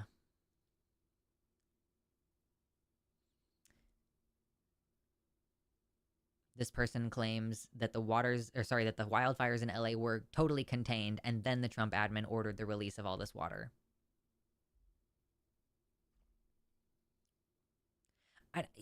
This seems like you're just trying to make California less effective. You know, you're just trying to make it to where the economy in California suffers in the summertime, basically.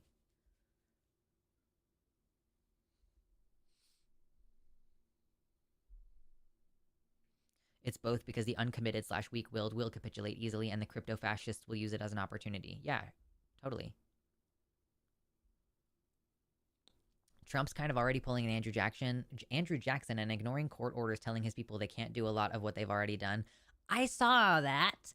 There was some judge who was getting like super mad. She was like, why the fuck can't anybody tell me if you have unfrozen the funds from Congress? It was 12 days ago. And I'm like, damn, like, we really need to see, just in a strictly legal sense, we really need to see, like, arrests. And, like, if you don't follow this federal court order, like, you'll be held in contempt. We really need, like, the mechanisms of that system to start seriously kicking into gear. Otherwise, the only response that there will be extra legal, which I think that most of us would like to have a more gradual transition into a new kind of economic life. Trump basically blamed the wildfires on the California state hoarding water via the dams. Okay, fair enough, yeah.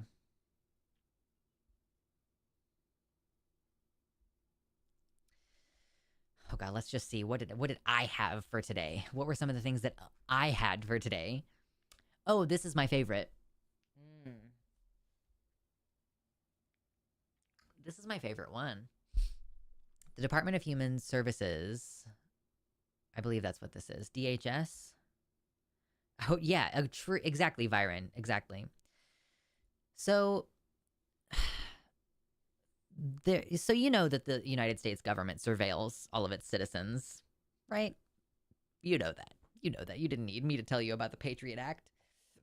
Excuse me. There is some language that protects people from being surveilled for no reason, right? So the manual that OSIC personnel are supposed to follow says, or it used to say, that OSIC personnel are prohibited from engaging in intelligence activities based solely on an individual's or a group's race, ethnicity, gender, religion, sexual orientation, gender identity, country of birth, nationality, or disability. The use of these characteristics is permitted only in combination with other information and only where, 1, intended and reasonably believed to support one or more of INA's national or departmental missions, and 2, narrowly focused in support of that mission or those missions. So basically, what this is saying is you cannot surveil someone just because they're black, just because they're a woman, just because they're Muslim.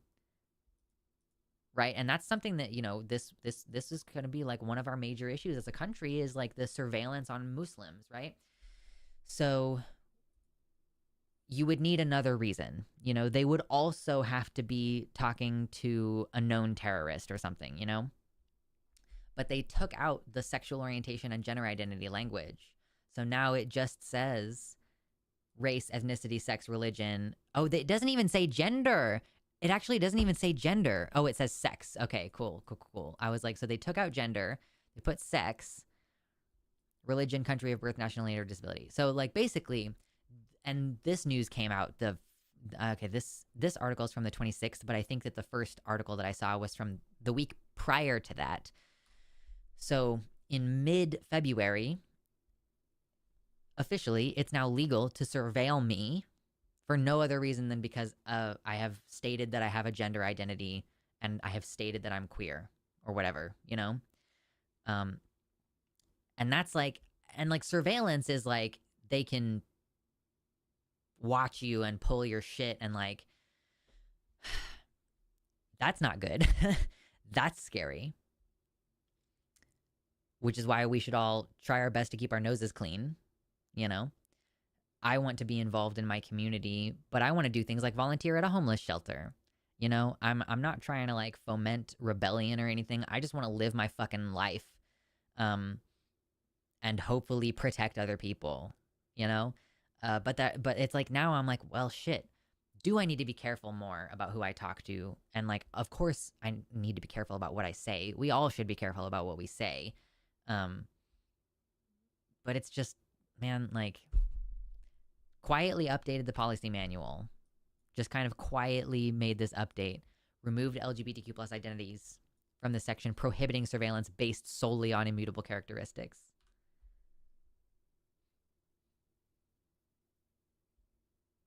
Pretty soon we're going to go from having a two-party system to having a two-tier system.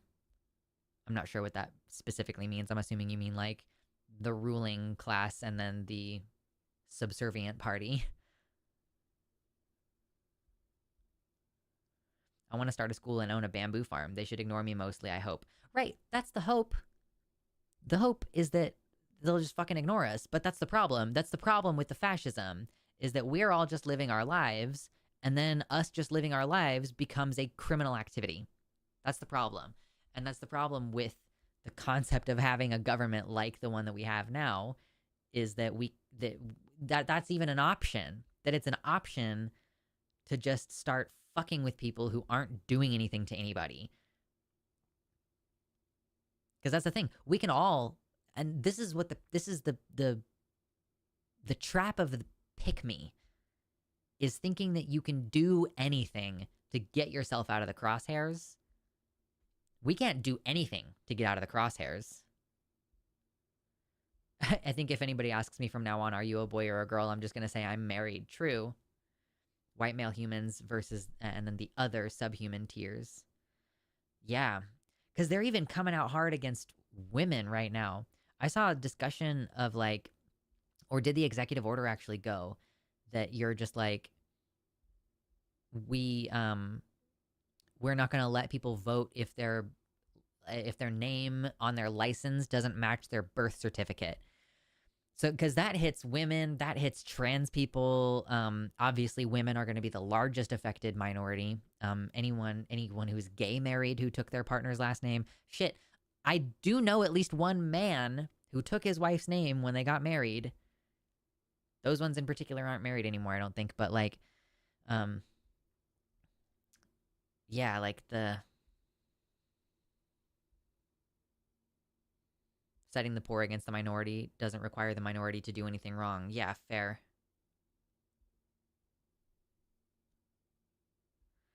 Which, you know, update your fucking birth certificate, I guess, if you haven't already. I haven't updated any of my birth certificate shit, and I was like, oh, I want to maybe change my name again. But now I'm thinking I should wait a couple years to change my name, because then I'm also going to have to, like, update the title on my vehicle, and it costs more money than just the court-ordered name change. You know, there's all these other documents that have to be updated. So I guess I'm still dragging my feet on updating my birth certificate, because I would like to change my name legally again. I feel like the next push might be to change voting to 1 per family. They've talked about doing that. Like, you know, I don't know that anybody directly involved in, yes, dragging my feet, true.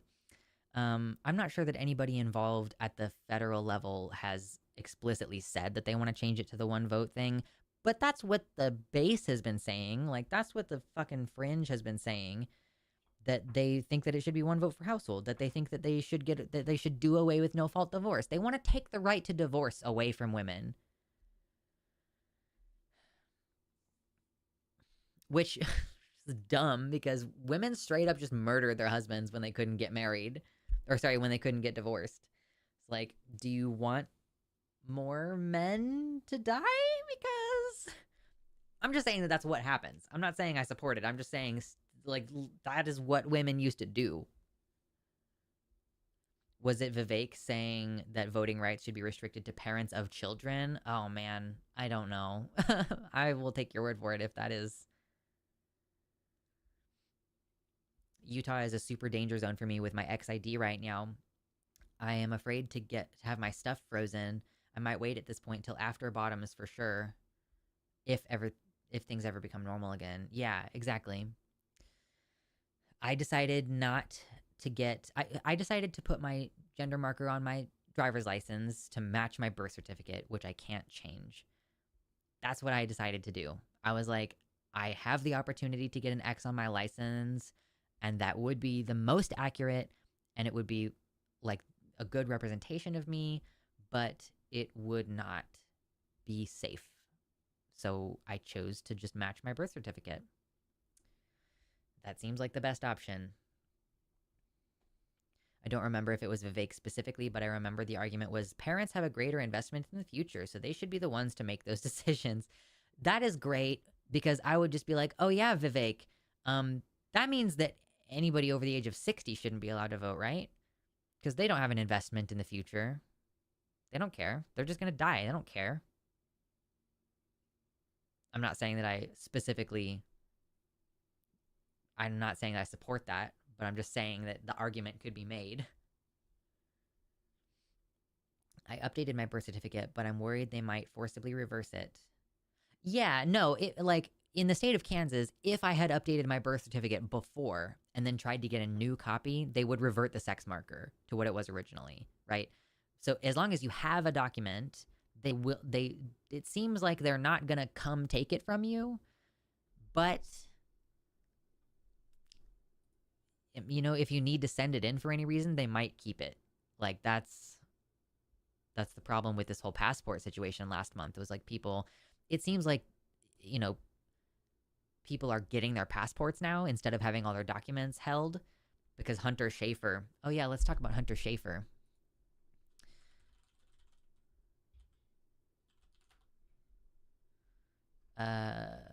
So people are receiving their passports now, but they are being reverted back to what your sex was assigned at birth.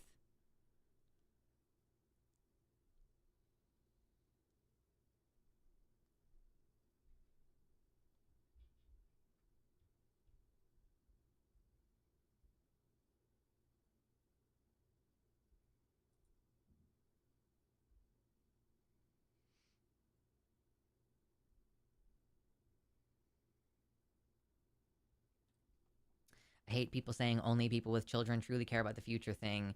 Like, bitch, caring about your children is the easiest thing there is. We are biologically wired to do it. Loads of people care about their kids, but no one else beyond that. Yeah, I mean, like, so many people don't give a shit about their kids either. You know? Like, it's so using, it's like using this idealized concept of the family, and it's like using this idealized concept of of children and how we think about children and how we treat them to evoke, like, parents care about this country more than anyone because they have to worry about the world that their kids are going to grow up in, you know? But I'm like, do you think that I don't care about any young people? Like, do you think that I don't have siblings? Do you think that I don't have nephews? Do you think that I don't have, like, younger cousins? Do you think that I might have, like, not met someone who's 20 years younger than me who I just happen to like and I care about the world that they're going to grow up in? Like, what a fucking short-sighted concept that, like, the only people who care about the future are people who have had children. Because, yeah, also, like, a lot of parents don't give a shit about their children. They're just like, go to school and come home and don't bother me. Go to your room and fucking entertain yourself and come eat dinner when I tell you to, but then go away again.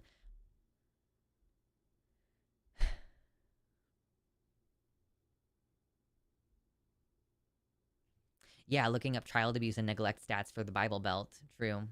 Yeah, the whole children should be seen and not heard thing. I was about to, yeah, like, it's that parent who's like, I have guests over, you better get in your room. Okay.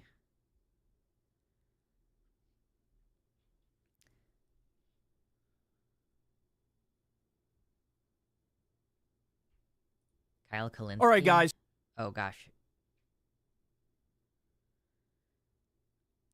Fewest voters cook MAGA at town halls. The Kyle Kalinske show. Is there something weird about Kyle Kalinske? Why do I feel like a tickle in my brain when I hear his name? Is there something wrong with him? Did he do something weird?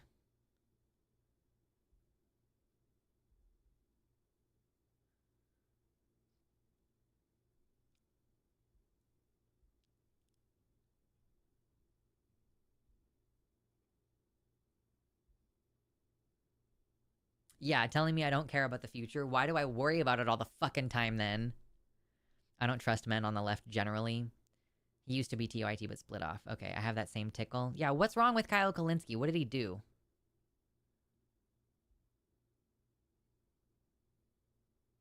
I thought he was a grifter for a while, but he seems better than most. Kyle's a cool guy, says Drea. Okay. He's been a bit edgelordy in the past, but not that bad. Okay. Vaguely Russia apologetic in the Ukraine thing. Did he take money from Russia? Or maybe it's like, does Kyle Kalinske get mixed up in my brain with the guy?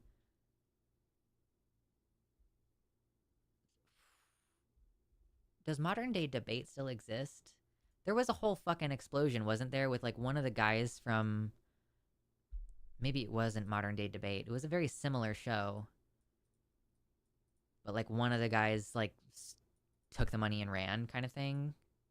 I don't know. Maybe I'm just getting crossed wires.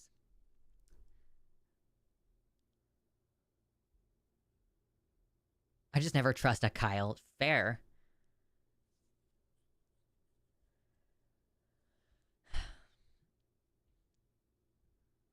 Let's see. I wonder if there's anything in here that's good to respond to. We'll take a look. So if you wanted some hope, if you wanted to feel like there was some new life that's been breathed into you, guess what? We got that. We got that for you here. We have our first, slate of town halls being done by various congresspeople all across the country. You got a lot of Republican town halls going on right now. And they were thinking so naively, oh, this is going to be a piece of cake. I'm going to roll in there, answer 4 questions from some grandma in the county. And then What about Kyle Gass? Kyle Gass is based, and fuck Jack Black. I'll leave here and go sip a martini and find a hooker, because they're all degenerates, of course. But anyway. Skipped to the clips. Okay, skipping to the clips of the town halls. Okay, so I'm just using Kyle Kalinske to acquire the clips.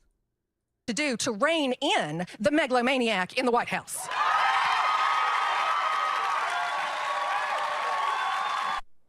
By the way, this is the It's guy just ripping fat fucking vapes. who was yearning to return to the days of child. I can agree with that. Kyle Kalinske does look like he is turning into Peter Coffin just on physical appearance. Agreed. Yeah, like the white hair and the beard. Man, Peter Coffin. Labor on CNN the other day. This is that guy. Standing ovation for a question about what the fuck are you going to do to fight back against this tyrant.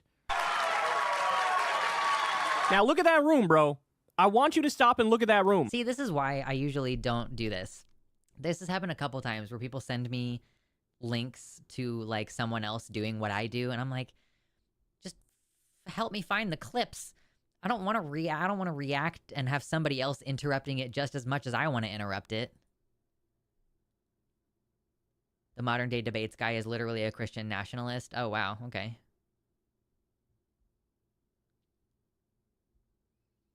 Peter Coffin is what happens when your wife takes half your brains in the divorce. Fair. I found Ash recently. I'm not gonna publish. It seems like she wanted to be not found. Because I was like, why have I not heard anything about Ash Coffin for so many years? And it, whatever, she's doing OnlyFans and supporting her kids. Like, okay, cool. I think she moved back to Ireland. I don't know. But I was like, oh, I finally found her again. That's cool. Just happened to see someone retweeted her or something. It's worth it, is it? I don't know. All right, hold on. We'll go back to it in a second. Yeah, she did she made 2 YouTube videos and then she was like, oh, I don't want to do this.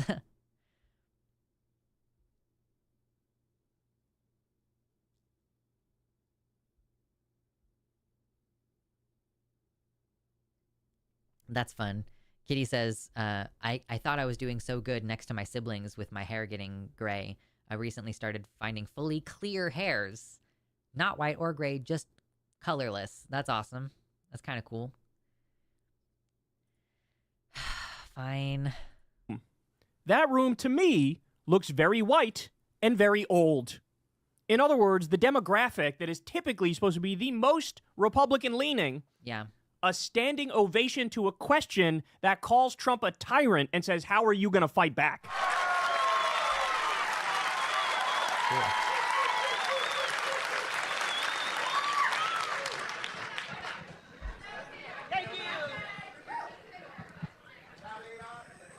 I'm not going to give you my best foghorn leghorn response to that. But what I was, you can go ahead and sit down. Thank you. When you talk about tyranny, when you talk about presidential power, I remember having the same discussion with Republicans when Biden was elected. Kill yourself. That's just my...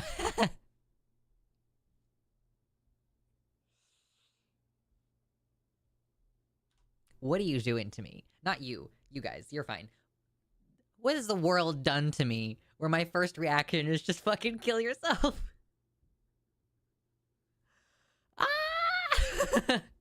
Like, are you for real right now? You gotta be fucking kidding me. Okay, hold on.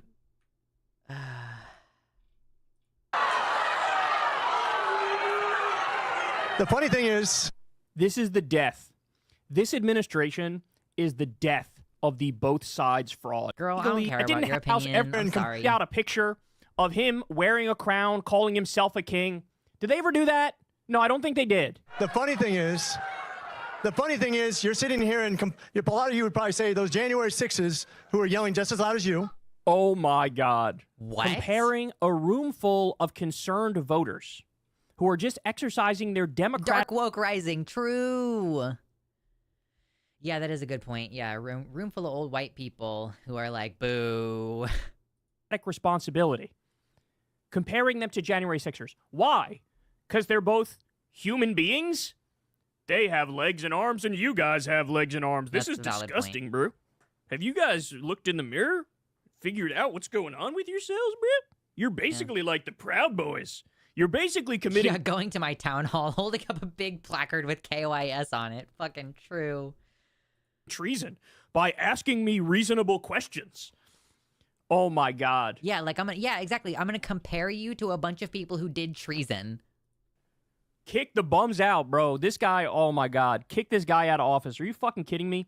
These are peaceful people at a town hall asking reasonable questions because their lives are impacted by the dictator.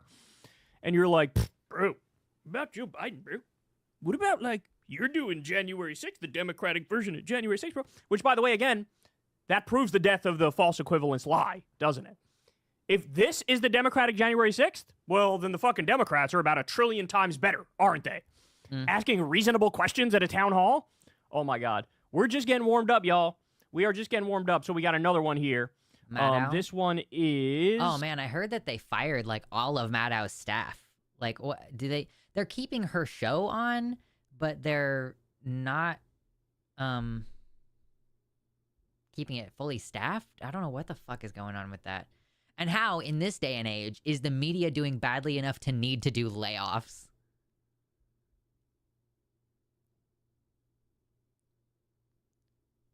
Skip the weird impressions. Representative, I believe, Glenn Grothman, Republican from Wisconsin. Here we go. President Trump has issued a lot of executive orders. I think by and large this is moving very quickly compared to other administrations, and I think across the board he's done some very good things. I think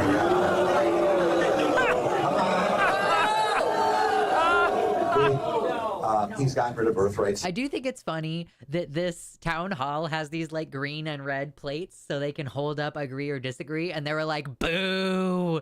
Like, the amount that I disagree is not contained by this sign that I'm holding. Yeah,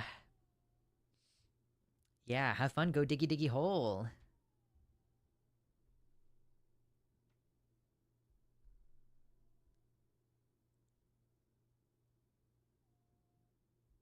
Legacy media is kind of dying, but also didn't they employ several conservative pundits recently? Yeah, I'm not sure.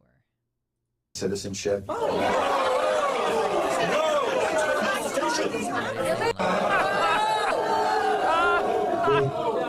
He's gotten rid of birthright citizenship. Nobody likes that. Illegal as hell. I think somebody at the end there said that's illegal as hell. That's illegal as hell. It is. Okay, I'm sorry, Kyle. God bless you, but I'm not here to cover your video. I'm here to cover the clips. Is terrified. They're terrified. Okay. I don't actually think they're scared of shit, but whatever. Moving very quickly compared to other administrations. Okay, yeah, we're just going over this same clip again. Okay, here's a new one. This guy voted for Trump, and already, bro, he's got some massive regrets. Here we go. Yeah? I mean, it wasn't a legal firing. So he got fired. He lost his job after he voted for Trump. The IRS. IRS worker. My performance was good. I was I was doing everything I was supposed to be doing. I was even one of those government employees that went every day of the week. I had to report every Monday through Friday. Do you think it's virtuous to be in the office Monday through Friday? I think they do. I think these people actually do think that it's virtuous to be in the office every day. Like, it's somehow better than working from home. 7 to 3:30. That was my tour duty, and that's what I served. And I feel like if you describe your job at the IRS as a tour of duty, you really think highly of yourself. You really do. You really want to put your job in an emotional and rhetorical space that is similar to serving the military. Wow. Here I am. I was a Trump supporter. You know, when he talks about government waste and all that, yes, I'm behind it. I believe there is a lot of stuff in the government that needs fixing. And that's part of the reason why I actually wanted to work for the government, actually, to help change the things that are wrong in the world, you know? And I thought that someone with like his business acumen would his have business acumen after fucking filing bankruptcy like 4 different times. Man, you're dumb. Have come in with a fine-tooth comb and actually found it, instead of coming in with a wrecking ball and destroying people's lives for no reason. Bro, I'm not trying to be an... Yeah, I don't have any... He's Ron Swanson. I don't have any sympathy for him because he's also like not given up any of those beliefs. He hasn't given up on any of the beliefs about like supporting Trump. It's only because he feels that Trump personally fucked him over and now he doesn't like him personally. Not that his policy positions have changed. Dude's probably ex-military. Maybe. Veteran of the paperwork surge of March 2023. Fucking true.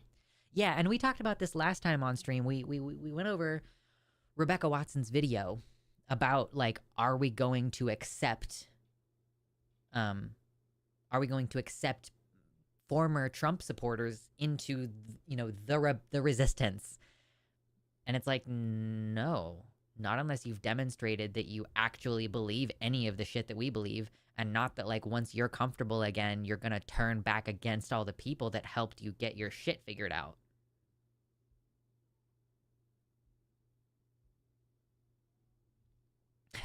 Yeah, it is. It's true. Remarkable how many stories of what Elon's meme agency are doing mirror what he did with Twitter back then, complete with scrambling to rehire people. Yeah, we fired people. Yeah, we accidentally canceled Ebola funding, but we'll restart it. We're not perfect. We make mistakes. Oh, so it's okay for your government to make mistakes, but it's not okay for Biden's government to make mistakes. And like, Biden has to be held to this perfect fucking standard. I'm just saying, like, you know, Elon Musk, I don't give a shit about Biden, but you know what I mean. All right, let's see. Are there any more clips in here? Maybe there's more clips. I am not going to listen to this whole video. I'm sorry, Kyle. You probably want people to click your video anyway and not watch me watch it.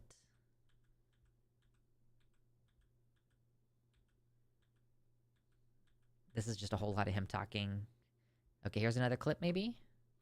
I believe is like a phone town hall or something like that, like a virtual town hall. Here we go. This was a teletown hall, telephone town hall. Hold up. This is so true. Viren says, you'd think people who want the government to run like a business would understand the concept of spending money to make money. You know, like IRS agents. Or the CFPB. Amaranth literally had massive support from the queer community when she was getting dogpiled for going public about suffering from domestic abuse, and now she's calling for us to burn in a fire. These people cannot be trusted. Yeah. I'm like, who can you trust? Even, bro, and I know that this is getting to a level of like cynical and fucked up, is like, I, so far, having moved to tranny country, I have not made any attempts to make trans friends specifically. Like, I haven't tried to join a trans group. I haven't tried to seek out those spaces. And part of it is just because I want to have a broader sense of community. Like, I don't want to just have the trans community. But also, honestly, I almost trust, like, a random, maybe not random, but, like, a cis person who I feel is trustworthy versus, like, any trans person I happen to meet. I don't know that a trans person wouldn't rat me out, you know? Like, in an attempt to make a deal for themselves, or in an attempt to, like, get the heat off of themselves. You know, Amaranth has done this, like, 180 But I don't even trust fellow trans people necessarily. Or like fellow queer people. Because it's always the people you don't expect who rat you out. It's always someone that you thought you knew. You know? Yeah, me promises not to rat you out. Sure. Yeah.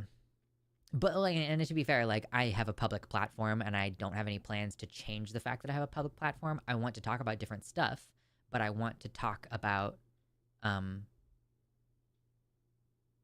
stuff with the not like I cannot omit that I'm trans or queer, right? It's like there's no way for me to it would be very difficult for me to go back and scrub all of my social media, and it's always the Tims you gotta watch for. Tim is a character from Andor. Yes. Thank you for clarifying, because I was like, what? I wasn't paying close enough attention to catch everybody's names. we started watching Andor for the podcast, and I'm like, I know Cassian's name, and like Bix. I know Bix. I do know other names, but I'm just like, I probably wouldn't have known most of the names if we hadn't talked about it on the podcast. But yeah, I mean, it's like people you think you trust, people you think you love will rat you out. It's crazy.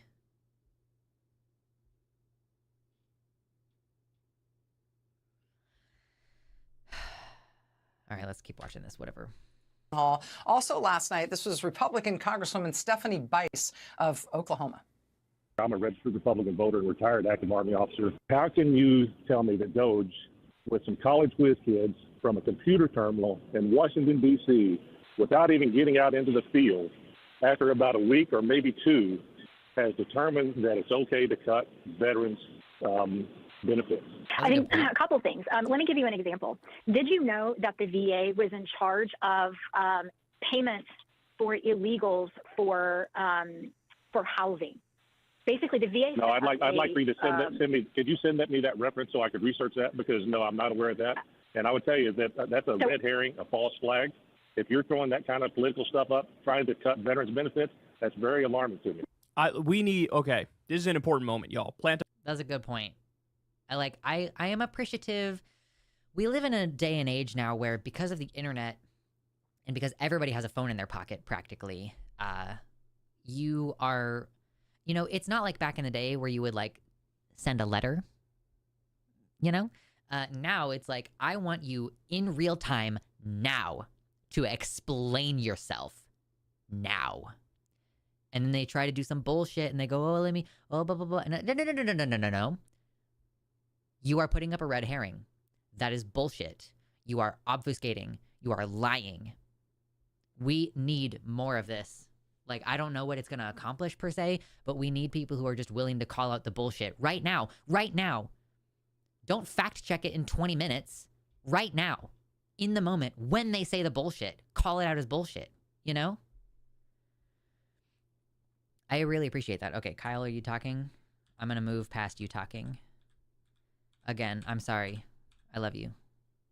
Is this even the same clip? Did you just decide to move on to a different clip halfway through? Okay. Breaking this much stuff. That is the kind of reaction these members are facing, even from Republican voters in Republican districts. This was the scene in West Bend, Wisconsin, with Republican Congressman Scott Fitzgerald. Watch. When will you stand up to them and say that is enough? Again, look at this. This looks like an ad for the AARP. I get it.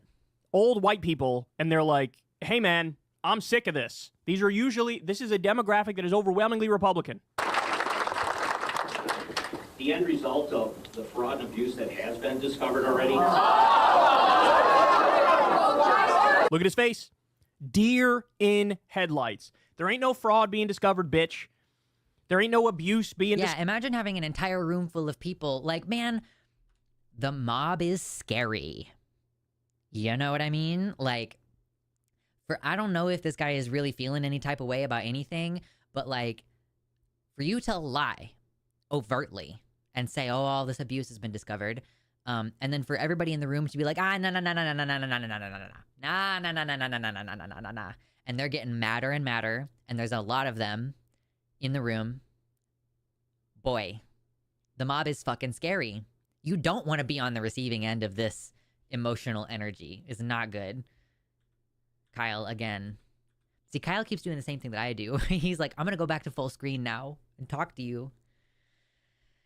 Is that what it was when you cut child cancer research? Was that getting rid of waste? Yeah, all right, true. so I also want to show you this. Oh, okay.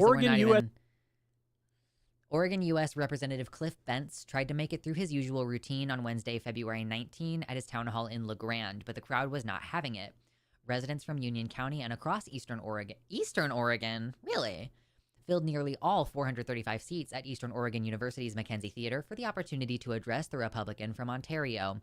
Even more people packed themselves into the side aisles and stood right outside the theater doors to listen in. A vocal majority of the audience expressed frustration and anger with President Donald Trump's executive orders, the firing of thousands of federal workers, and the actions of the Elon Musk-led Department of Government Efficiency. So, you know, this is, I guess, me just now cluing in to the fact that this is happening all over the place. But, like, yeah, this is town halls across the country. In Eastern Oregon, you guys, like, we've talked about it before because I've had this plan to move up here for a long time. Eastern Oregon and Eastern Washington are fucking scary in the same way that Kansas is fucking scary. You know, it's except it's unrepresented rurals. Like, when the Republicans in the rural counties, you know, when they feel represented, I think they're less dangerous. But like a Republican in California, I feel, is more likely to take some kind of crazy drastic action because they don't feel represented in the state government, right? So I view Eastern Oregon and Eastern Washington as particularly dangerous because the fact that they are not represented very well. They live in a blue state and they fucking hate it. So for that to be happening in Eastern Oregon, for 500 people to show up and express disapproval and ask you to do something, saying, please do something to stop this, that's kind of crazy. I remember back in 2020 when Oregon had those fires and the locals formed lynch mobs to keep the Antifa arsonists. Man, I missed that completely, I guess. I want to know what this last bit here is that he's pulled up another thing. I want to see what it is. MC decides are unnecessary. Ready? Disapprove 52%. The approval number is 26%. So the American people are looking at what Elon is doing, and only 26% of them are saying, yeah, we like this. God. On the other hand, 26% of Americans are fucking retarded. God damn. One more. Look at this, bro. Look at this, bro. This is crazy. We just had the election was a little over a month ago, bro. Or, well, the election was over a month ago. Trump had got in office a month ago. But anyway, you know the deal. It was a few months back. Who would you rather see? Would you rather see the next Congress controlled by Democrats, 54%, Republicans, 41%? Oh, 41%. For Republicans saying for this poll to have resulted in 41% of Republicans, or 40% of people saying they want Republicans in Congress or controlling Congress, it just makes me laugh because I'm like, kill yourselves, you know, because the 41%.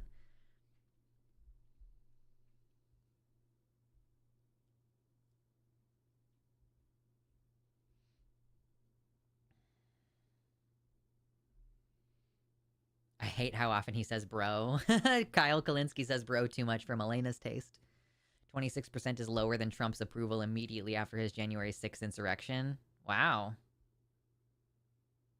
I didn't expect to hear the R slur here. I'm fucking autistic. Suck my dick, dude. I'll say what I want.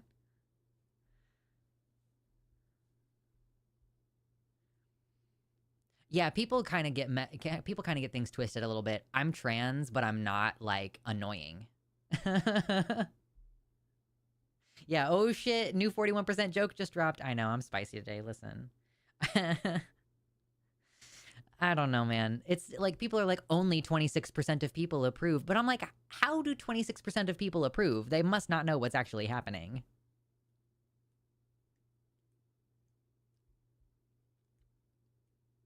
Dark woke rising. True. I'm gonna start saying that more. You've said it a couple times in chat, and I'm like, that's funny actually. Dark woke rising. Yeah.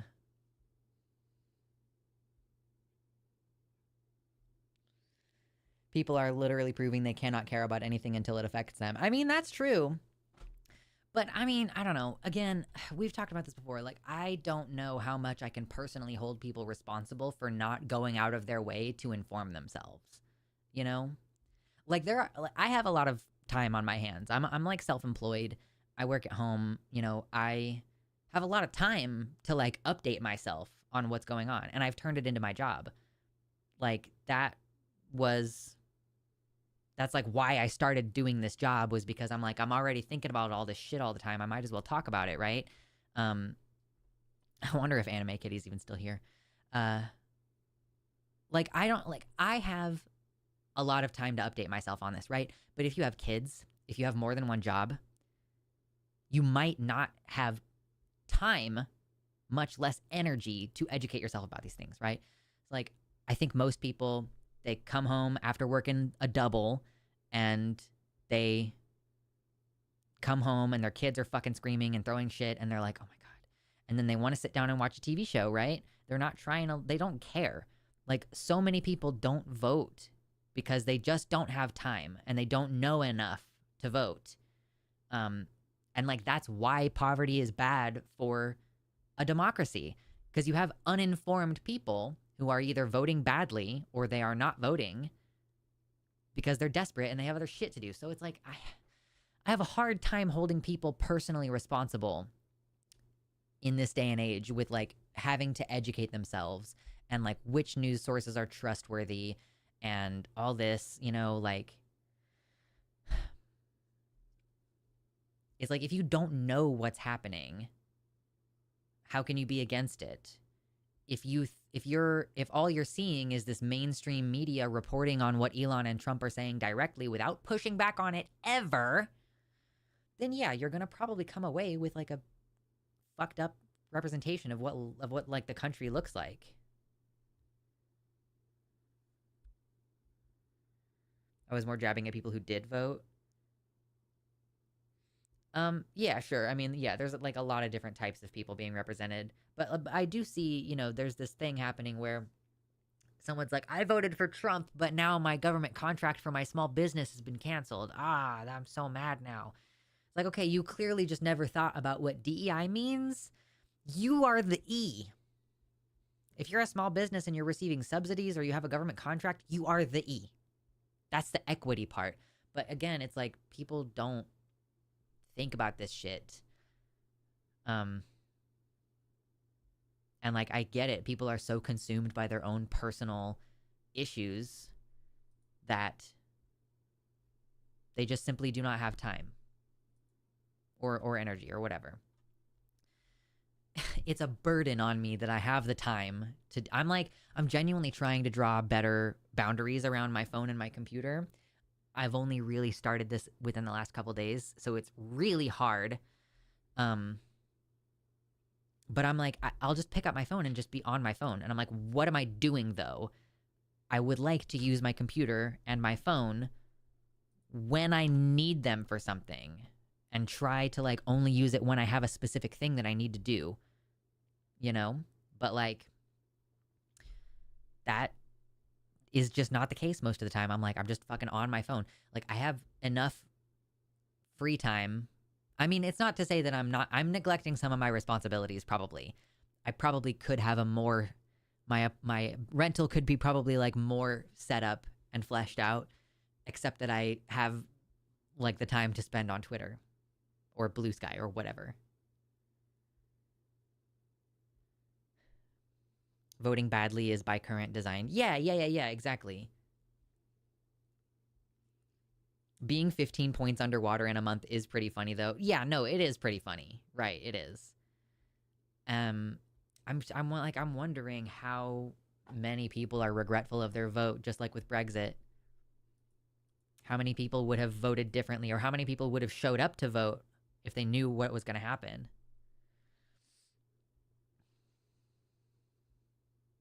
Nope, I think Anime Kitty left. I think that I dropped the R slur and Anime Kitty complained and then immediately left. Rather than like hear anything I had to say about why I said it. It's really funny. It's a great way to get rid of annoying people though.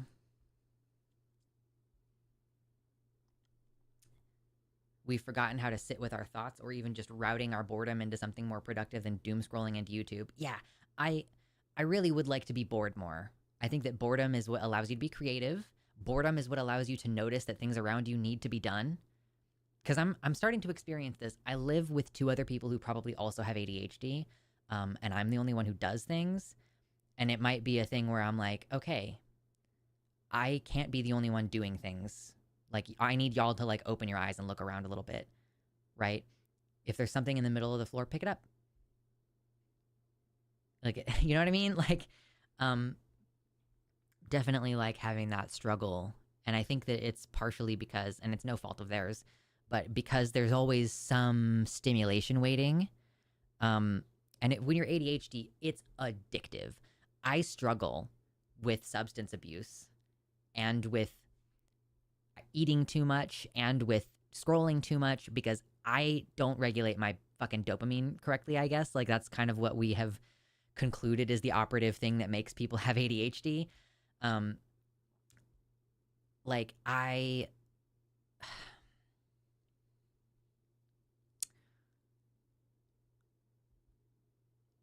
think that we all have difficulty just getting away from shit when you're like, I am addicted to something, you know? If I stand up and I walk around, if I'm thinking in the back of my head, I'm like, oh, there's that fix. Oh, I need my fix. Ooh, what's happening on Facebook? Ooh, what's Trump doing now? And it's like hard to ignore. And then you're pulling out your phone instead of like looking around and being like, oh yeah, I need to take that dish to the kitchen, you know? ADHD and Asperger's are so annoying sometimes. I think that Asperger's has fallen out, and we don't use that diagnostically or colloquially anymore because it's just autism, but it's like the mild end of the autism spectrum disorder, and like Asperger was the German scientist who basically Asperger's was the retards that you could force to work instead of the ones that you were just going to put in the gas chambers. Like, that's what Asperger's is, which is I think why people aren't using it as much. But like, yeah, mild autism.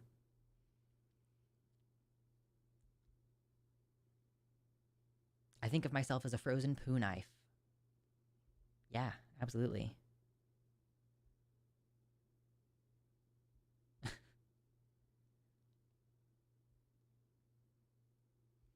It's hard to give up after 20 years. Okay, fair enough. Is the chat on screen from Discord or Twitch? So this is actually my website. I guess, you know, we haven't done a shout out in a little while. I only stream to YouTube, but this is my website chat, luxander.net. There's custom emojis, and if you donate to me through the website instead of on YouTube, I actually get all the money instead of YouTube taking like 40% of it.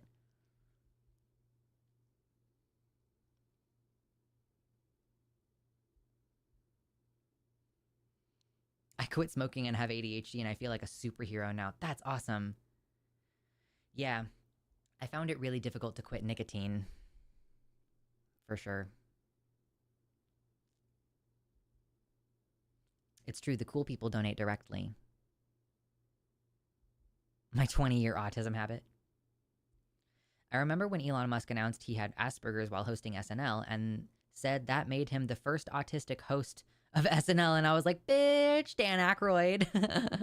Yeah, that's fair. Like, maybe the first... Has he even been diagnosed? It's like, if you're that rich, you could basically just pay a doctor to say you have anything.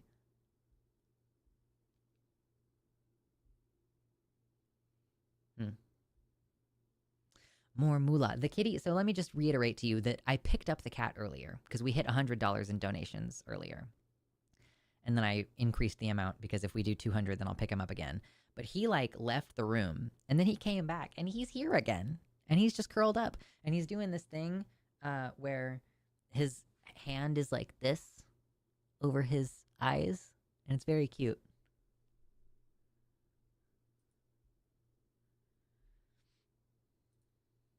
Is it?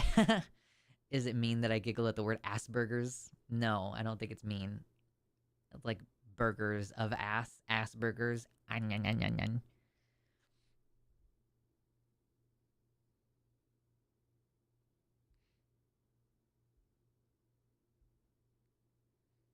Literally the most autistic movie of all time is an SNL spinoff called Blues Brothers. Like, come on, dude. Man, that's funny. Elon is such a clout chaser. It's crazy how you can be like the richest man in the world and still be such a clout chaser.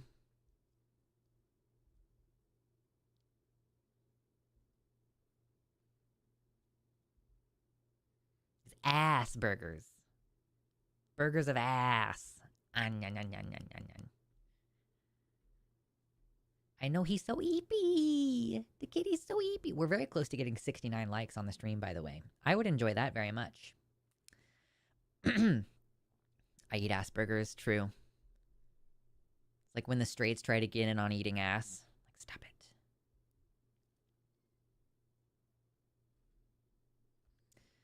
Okay, is this gonna take me to her actual video? I would like to see her actual video. Where is it? What? Can you just let me see the video? Okay, it's on TikTok. Okay.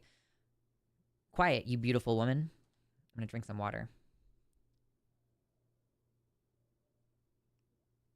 I started trying to post on TikTok a couple months ago and I just like stopped.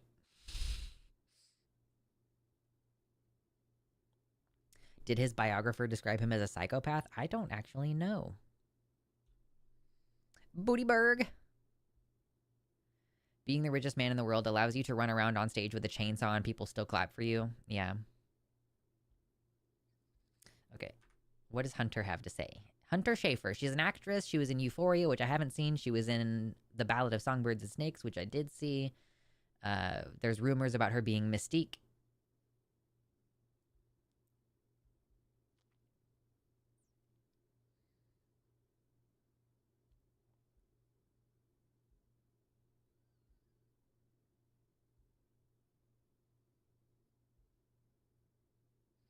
Elon is so rich he could probably call a hit on every single audience member that doesn't laugh at him saying, I am become meme. It's funny. All right. Hello, Internet. I don't really post much these days, but I had a bit of a harsh reality check today and felt like it's important to share with whoever is listening. So I'm sure most of us remember on, I think, the first day of Trump's presidency, he signed an executive order to declare only two genders recognized by the state, male and female, assigned at birth. And as a result I wish I could speed this up. which I wrote down because I want to get it right, the Bureau of Consular Affairs has frozen passport applications requesting a gender marker change or renewals or new applications with a gender marker differing from an applicant's gender assigned at birth. So my initial reaction to this, because our president, is a lot of talk, was like, I'll believe it when I see it. And today...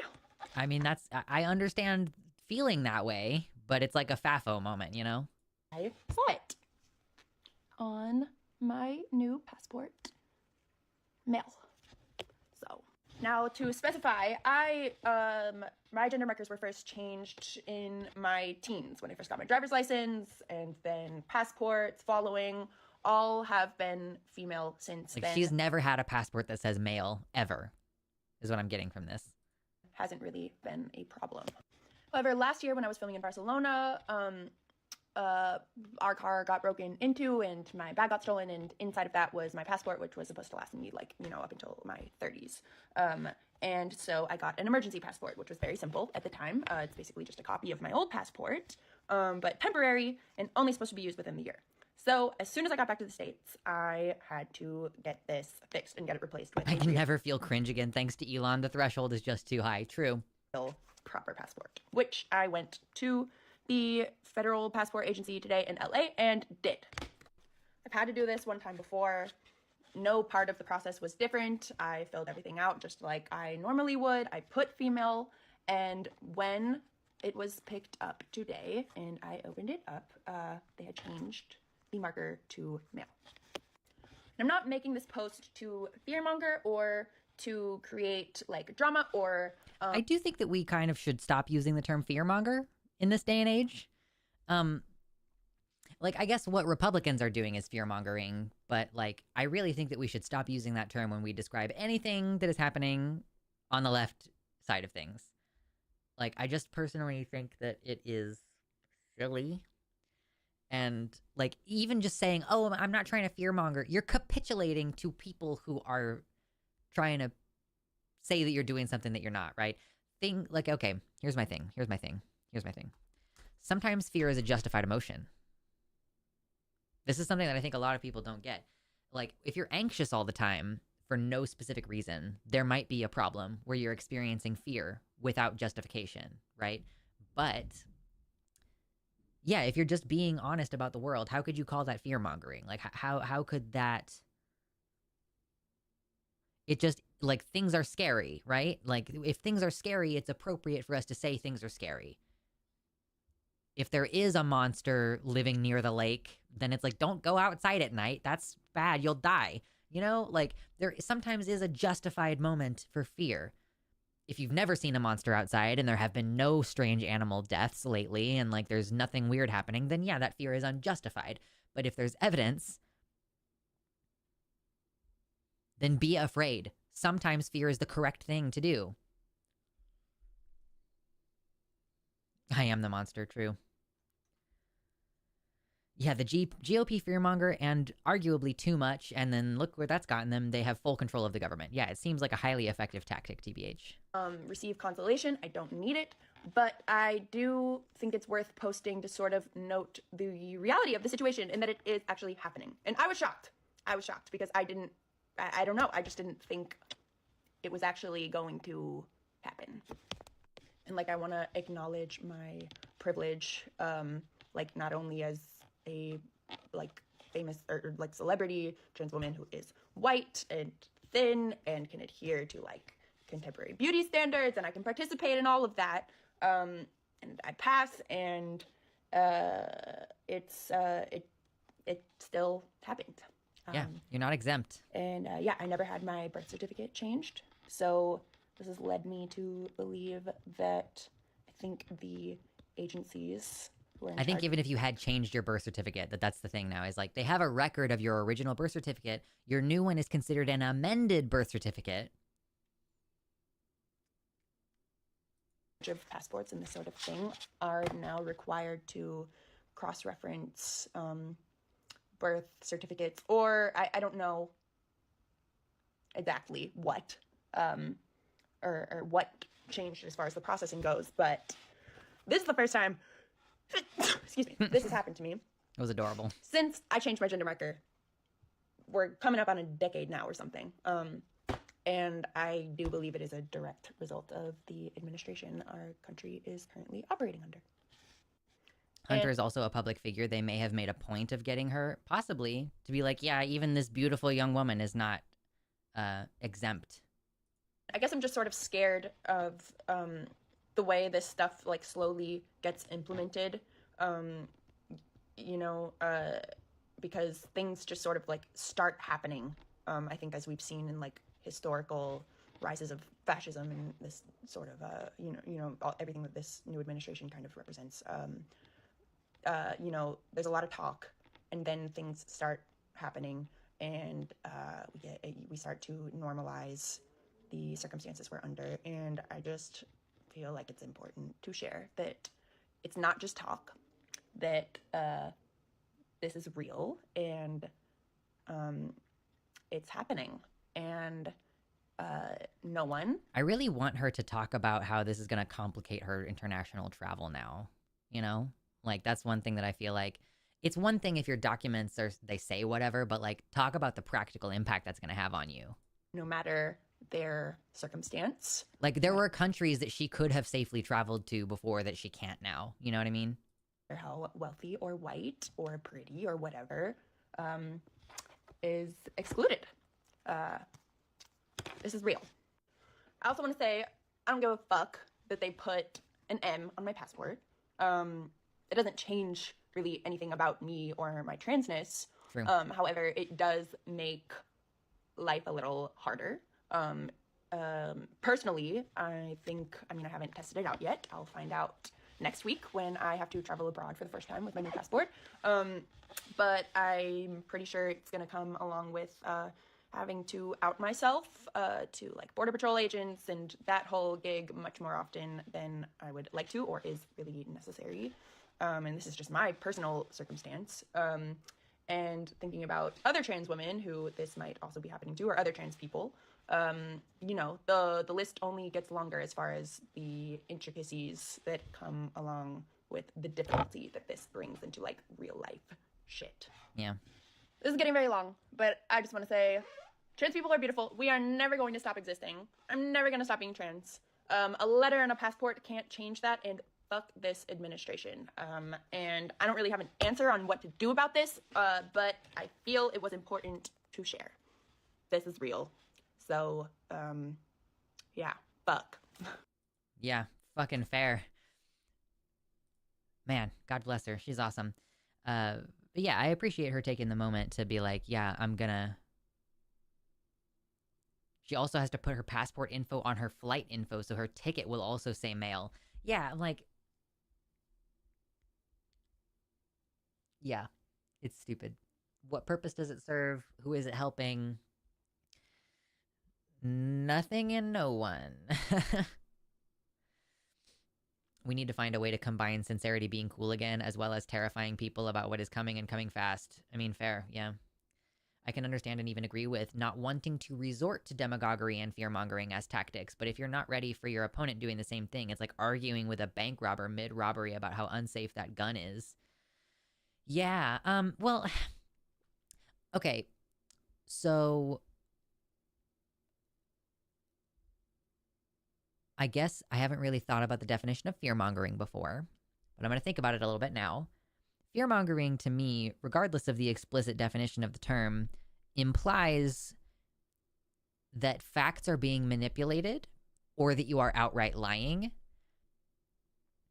in order to accomplish your goal, right? So if we are reporting the facts and stating what is objectively happening, I don't think that there's any context in which that could be considered fear-mongering because it's not a fucking lie. Like, that's my thing. I think that fear-mongering implies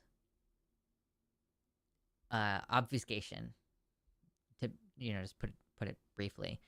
So, yeah, I don't want to use fear-mongering as a tactic because I don't want to lie or exaggerate the truth in order to accomplish some kind of goal, because I care about the truth and that being like the guiding principle that we actually use. I say the truth. I mean, the concept of truth is somewhat nebulous. This is why I focus so much on evidence, basically, is like, and what we understand to be factual based on the evidence. That's how I define the word truth, but I know that fucking people are weird and sometimes they define it weird.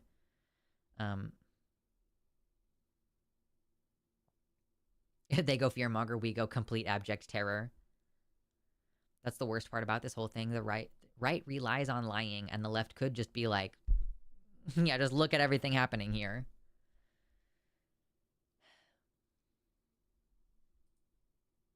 And it's so interesting because the right wing seems completely immune to what we would consider fear-mongering on the left.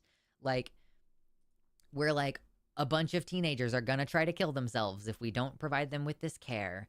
And they're like, psh, whatever, who fucking cares? But then Trump's like, these illegals are gonna eat your dog. And they're like, ah! Like, I don't understand. I don't get it. I don't get it. It's like, I don't even know how to respond at a certain point. You're just like, ooh, yikes.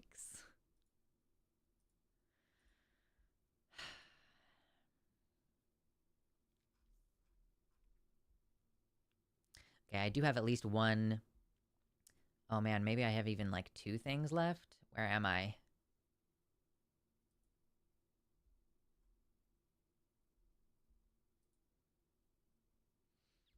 I was looking at the Discord. Okay, There was something else I wanted to talk about. So I have basically 2 more things. I think it's more difficult to fearmonger the right because they are so self-absorbed, myopic. Yeah, maybe. But it's not more difficult to fearmonger the right. They are being actively fearmongered. That's what I mean. Is like what I'm saying is like, I guess it's about who they trust as an authority, about what they'll believe.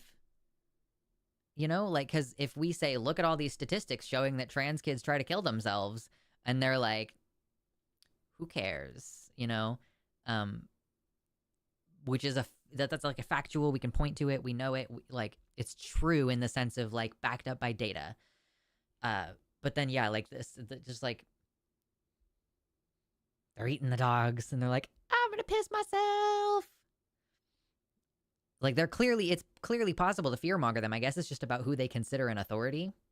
Like they're immune to information that comes from any authority that they haven't decided to personally lick the boots of.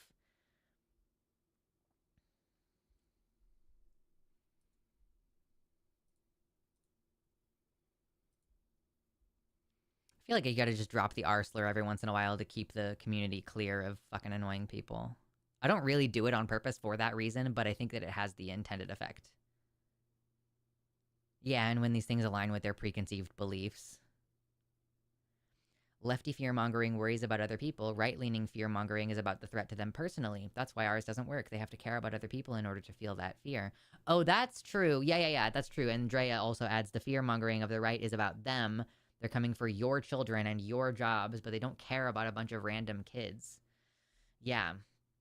And even so, I saw some posts recently from someone in a TERF group who was like, whatever, my niece killed herself because her mom wouldn't buy her a dress. So I don't, whatever. I don't know why I need to care about these allegedly trans teens. And I'm like, what the fuck? A teenager in your life killed themselves and you're talking about them like this?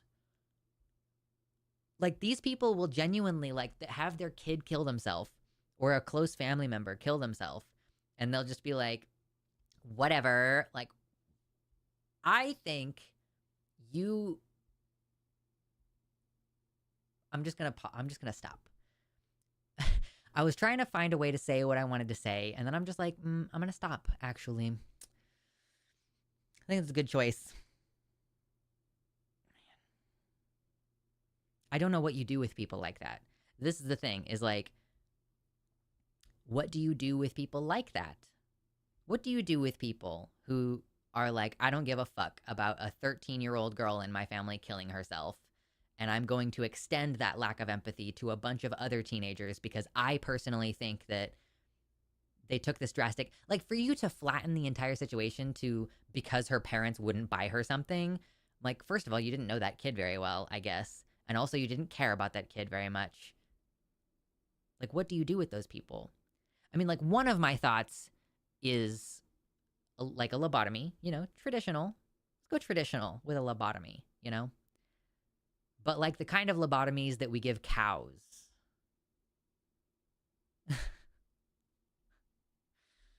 That's a joke. A joke. Yeah, to reach the right, you have to point to a direct threat to their person. Yeah. Like, oh, Elon Musk has all this information. He took $80,000 out of this account of the New York State.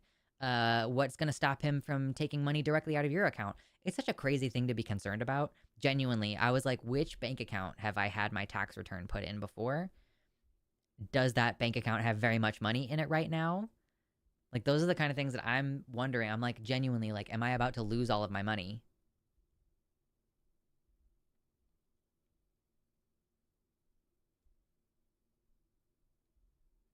They think empathy is bad. Yeah, didn't someone just recently say, do not commit the sin of empathy?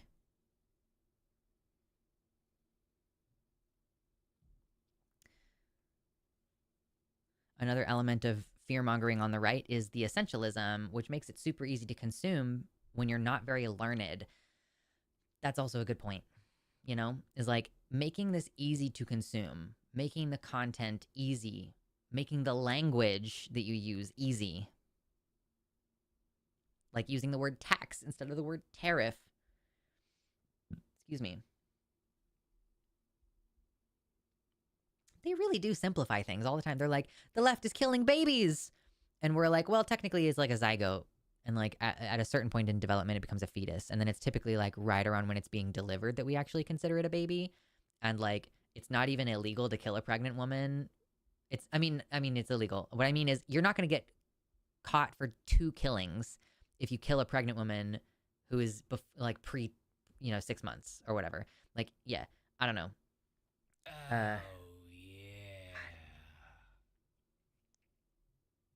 But they simplify things. It's so easy to go with this rhetoric. They're killing babies. It's hard to counteract that with because it takes so much longer. You can't be like, well, because it's almost a capitulation. If they say they're killing babies, and then we say, well, it's not really a baby. It's like a zygote. It's like it doesn't even have a heart yet. They're like, you are killing babies. You admitted it, Thank you for the $5 from Jay. Super Chat says Elon Musk is doing everything the right accused Bill Gates of doing. Yeah, sure. Yeah, that's fair. Thank you for the donation. That's very kind. That puts us at $120 for the current stream goal of $200. So if we get $80 more, I will once again torture the cat and force him to be on camera. I could even take off my hoodie so that you can see him better.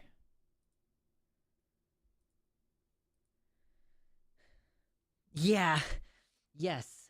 It is very much like the Family Guy bit where Lois is running for mayor and during a rally she just says 9/11 was bad over and over again.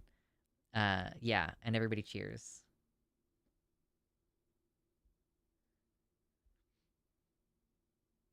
I still think the best retort in this case is why is killing babies and mothers the preferable option? That's a good point. I think that's good. I have also shifted how I feel, how I approach this. Again, philosophy tube with the hard hitters here. I have switched to making the argument that I am allowed legally to use lethal force to defend my life. Excuse me, I just spit a little bit. That was gross.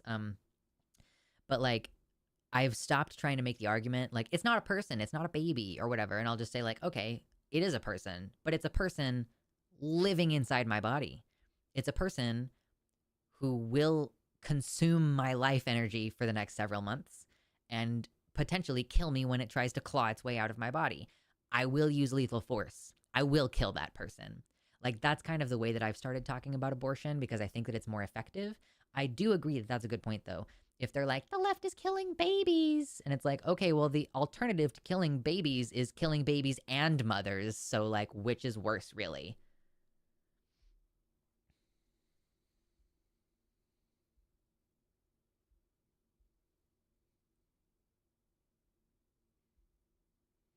That Family Guy bit starts with Brian explaining that undecided voters are the dumbest people on the planet, and man, that show used to have way more bite. That's fair. Babies are a virus. Take your meds. I have a slow release. I really hope I can get that. Man, I'm I hope I can get that replaced in a few years, or I hope that it's legal for me to get a fucking hysterectomy or whatever later. The idea that I'm having to be concerned about whether birth control is going to be accessible in the future is fucked up. But, that's the life we're living. Every day. I refer to them as STDs or parasites. Yeah, baby is parasite. I was so fucked up when I learned that if you don't consume enough calcium in your diet, your teeth will just fall out while you're pregnant. I'm like, I want to die. I don't like to hear about it. I knew someone who was pregnant a few years ago, and she was like, fun fact, when you're late in your pregnancy, your body just kind of creaks like an old house. And I was like, I think I'm going to throw up.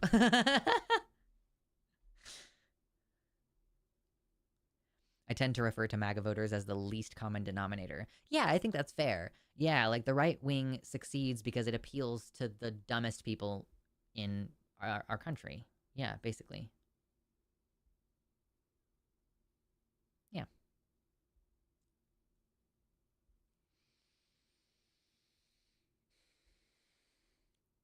their dark triad.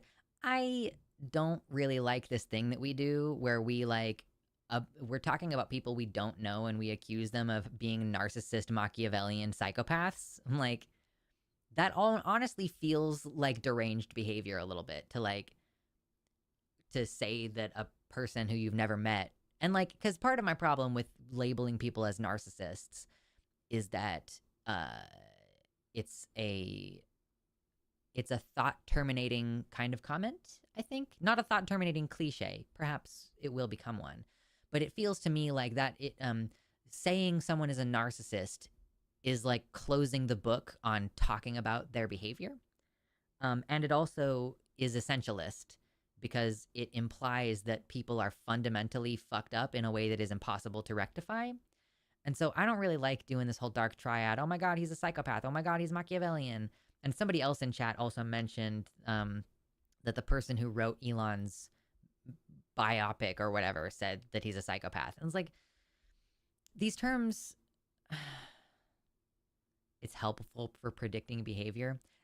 This is why I have some fundamental problems with how we do mental health care.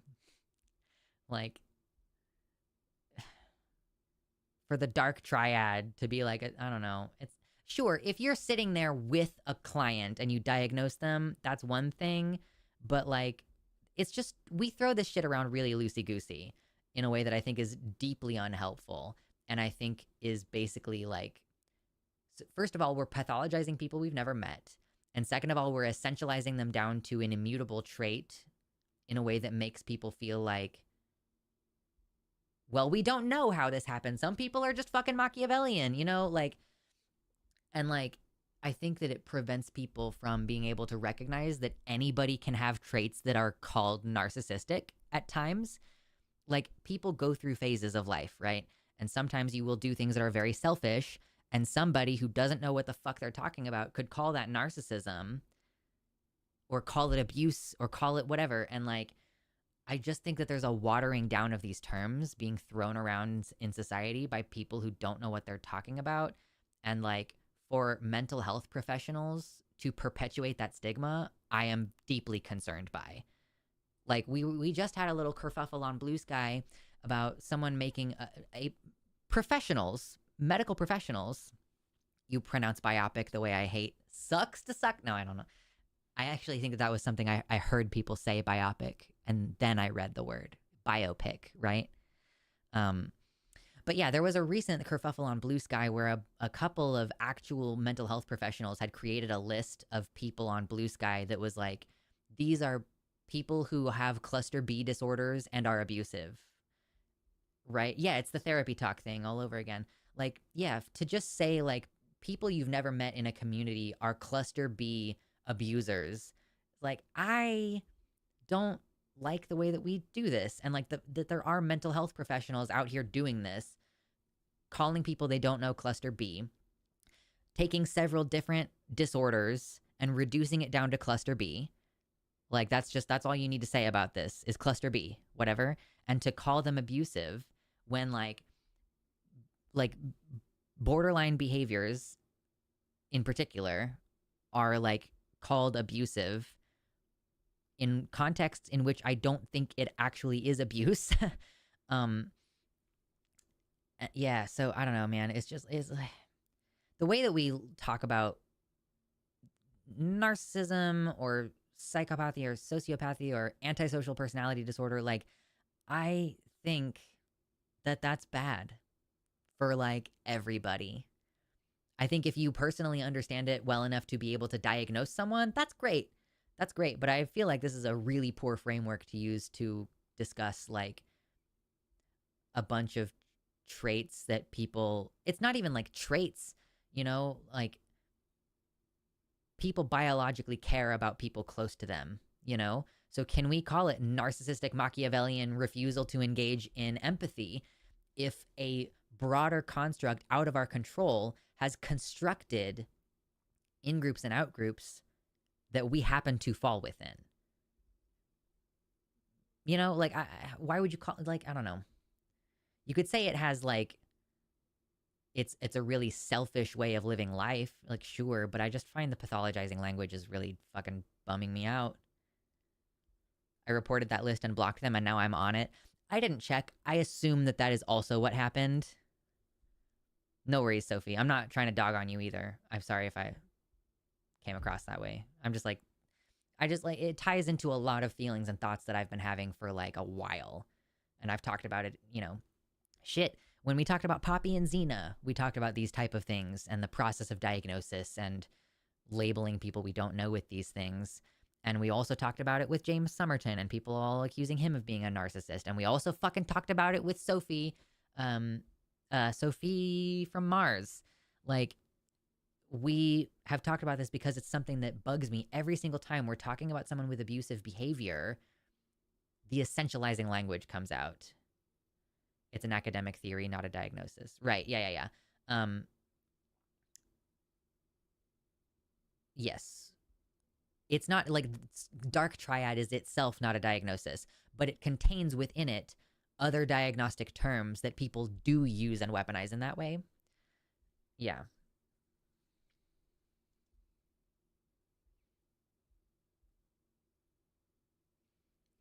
I assume that I'm on that list though, Gayfesh. I didn't double check, but I assume. I did the same thing though. I blocked the person and I reported the list for antisocial behavior, basically.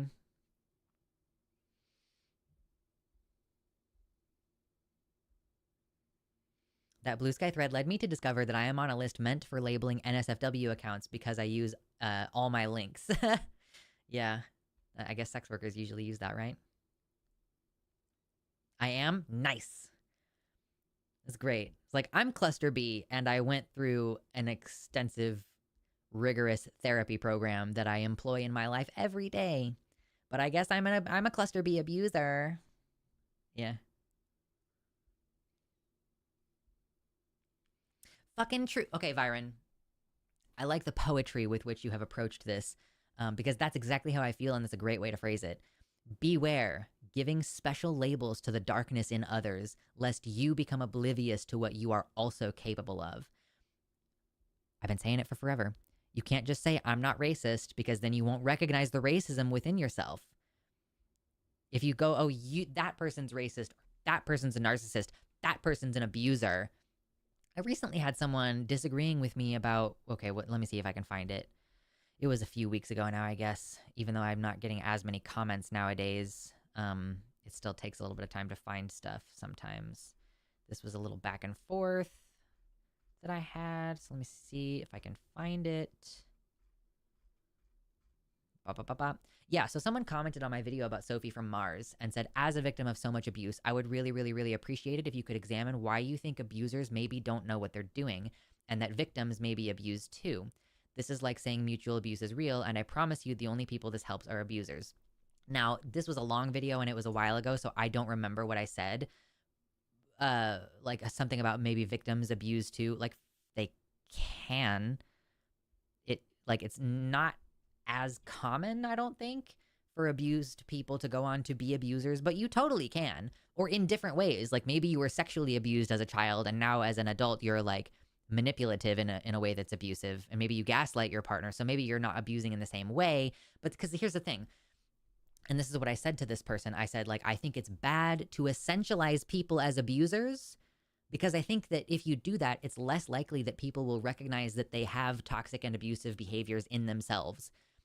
We've created abuser as a type of person that you are, as opposed to referring to the abusive behaviors that anyone could engage in. Oh, cluster B is like, it refers to like, there's like groupings of mental health diagnoses. So like cluster A is stuff like general anxiety disorder and major depressive disorder. Cluster B includes borderline personality disorder, narcissistic personality disorder, antisocial personality disorder. Cluster B as shorthand. But like, this is something that really bugs me. And like, I did clarify, I was like, I don't remember the details of what I said, but I do want to clarify.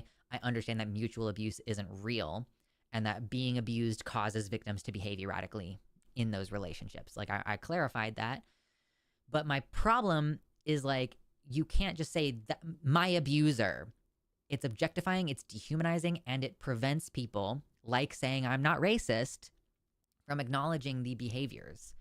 Also, this person said, so first of all, this person implied that I'm an abuser because I said, I clarified, what I said was most people aren't ruining other people's lives on purpose. They seem to just believe that they are being honest about how they feel. Like if someone says they would be suicidal if their partner left them, probably genuinely feels that way and doesn't understand that it is toxic, abusive, and manipulative to say that to someone who's trying to end a relationship with you, you know? Like, and I've experienced this in person where I'm like, you're being really shitty. And the person's like, well, I'm just being honest. And like, they get really upset at this idea that like, by asking them to package their thoughts differently, they're somehow being dishonest. Like they have to give every thought to you raw, or they feel like they are lying and that it is, whatever. It's like, it's so strange watching it happen in person. But I was like, this is my clarification. I think that most people who do abusive things probably just don't know that what they're doing is bad and fucked up. They're just trying desperately to maintain connection, or they're just like doing some behavior and they don't really think about how it's harming people. Because I think that the alternative is that we have this framework where abusers are doing it on purpose. They mean every single bit. They want to destroy your life. They want to fuck your shit up. That probably is true of a minority. But I don't think that that's true of the overwhelming number of people who do abusive things or are toxic to one another or whatever. And I think that this framing hurts us in the long run in trying to come to conclusions about abusive behavior, So this person said, that's not what's going on at all. Perhaps there is projection here, though. The anarchist theory I'm following about abusers so far holds up versus mutual abuse pearl clutching over calling people abusers doesn't. How does any of this center and uplift victims of abuse? That's all I care about. And I was like, yeah, I guess I would look to like psychological experts rather than political experts on the topic of abuse and how to get people to recognize and stop their abusive behaviors, which is my goal. This is why I think that a lot of people don't actually give a shit about fixing anything. This person doesn't care about fixing anything. This person doesn't want to stop abusive behavior. This is the thing. People like this do not want to stop abuse. Because what I'm doing is recognizing, okay, that thing that I did when I was in my 20s was abusive. Like, I didn't know it at the time. Other people have done things to me that in retrospect, I'm like, that was abuse. But I still see the goodness in them because I know that they didn't mean it like that, And like, I'm not saying that everybody, I'm not going to forgive my mom, right? I don't think my mom is like a good person. And like, she was abusive because she's a bad person, not because she's fucking borderline or whatever. I don't even know what her latest round of diagnoses is, TBH. She was diagnosed bipolar when I was growing up, and I think that was a misdiagnosis. But I'm not saying that everybody has to forgive their abuser personally or whatever, but I am saying that it does lead to more mutual understanding. And again, how do we stop the abusive behavior if we don't say like, yeah, anybody probably could do this shitty thing that is abusive. Probably anybody could do that without meaning to. They want catharsis. True. That's all they want. They want to be like, you're bad and I'm good. Victims are good and you're bad. And if you don't black and white unilaterally come down on that in the same way as me, maybe you're an abuser too. Maybe that's projection here. Like, actually, I'm a person who's been abused a lot and has had to fucking find a way to not replicate those behaviors, first of all, but also like understand what happened to me. And sometimes you can't just cut people off. Sometimes that is a family member that you can't cut off.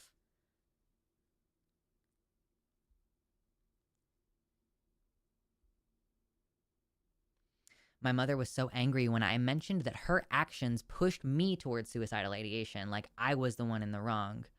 Yeah, like trying to get them. This is the thing too. This is what I'm saying.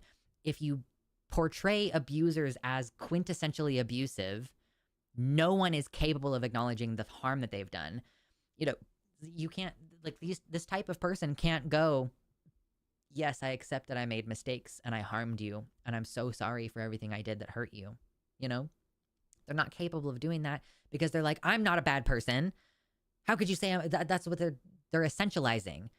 When you say, Mom, the way that you treated me when I was a kid was not cool and it made me want to die. And she's like, well, I'm not a bad person, so I couldn't have done that. Or you're the problem. Everything I did was fine, and you were the one. You were just too sensitive, or whatever. You know what I mean? Like, that's the twist that you come into. People unable to recognize that good people can do fucked up things. And it doesn't make them a fucked up person. We're all fucked up. We all do fucked up shit all the time.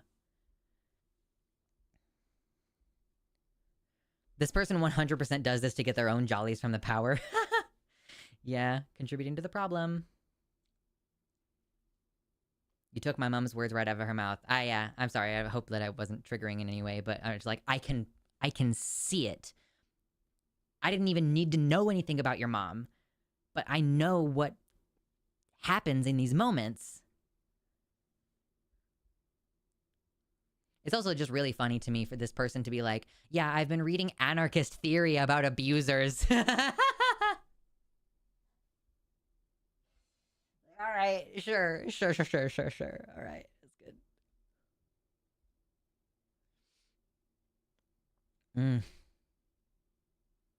Yeah, she didn't see it, so it could not have existed. Yeah, that's true too.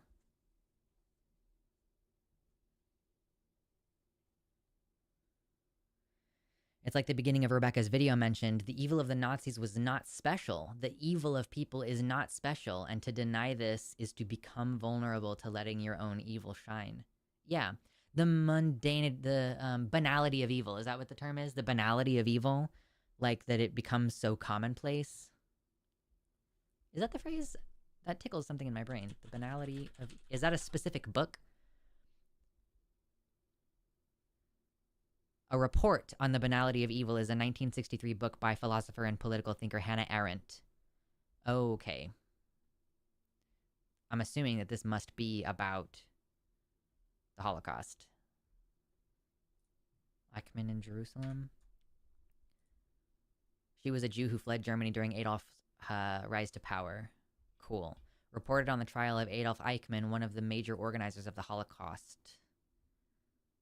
Cool, that's probably worth reading.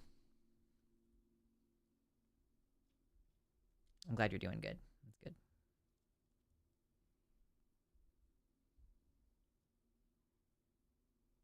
Yeah, this is true too. Yeah, no matter how much you apologize when someone calls you out also, they never seem to believe me. Yeah. And that's like a whole other thing that we've talked about before, and like, I don't want to get too repetitive. I feel like I have several things that I come back to every couple of months and we rehash. Like every once in a while I rehash, you can't essentialize abusers if you want people to stop abusing. People will not stop abusing if you don't disentangle the essentialized thing that you've done here. But yeah, I'll come back around to it every once in a while. And yeah, this is another one that we come around to once in a while, is like the call out posts, and people do want to just think of people. It's easy to think of people as inherently good or inherently evil. This person was born this way. There's no reason to try to reason with them. There's no point in talking to them about it. And a lot of people aren't open to criticism and open to changing their minds about things. So I get it to some extent. You know, you have this life experience where people don't respond when you try to gently correct them. And so maybe you just have decided that it's never worth it to try to gently correct people. But also, if you're one among several hundred people gently correcting me, I'm not going to respond to that very well. Is it even your place to correct me? Like, why do you think you get to pass judgment on whether I'm a good person or not? To the extent that you will then tell other people how bad I am and try to deny me social space here because you don't like one of my opinions personally. This is crazy. Like, this is the internet that we live on right now.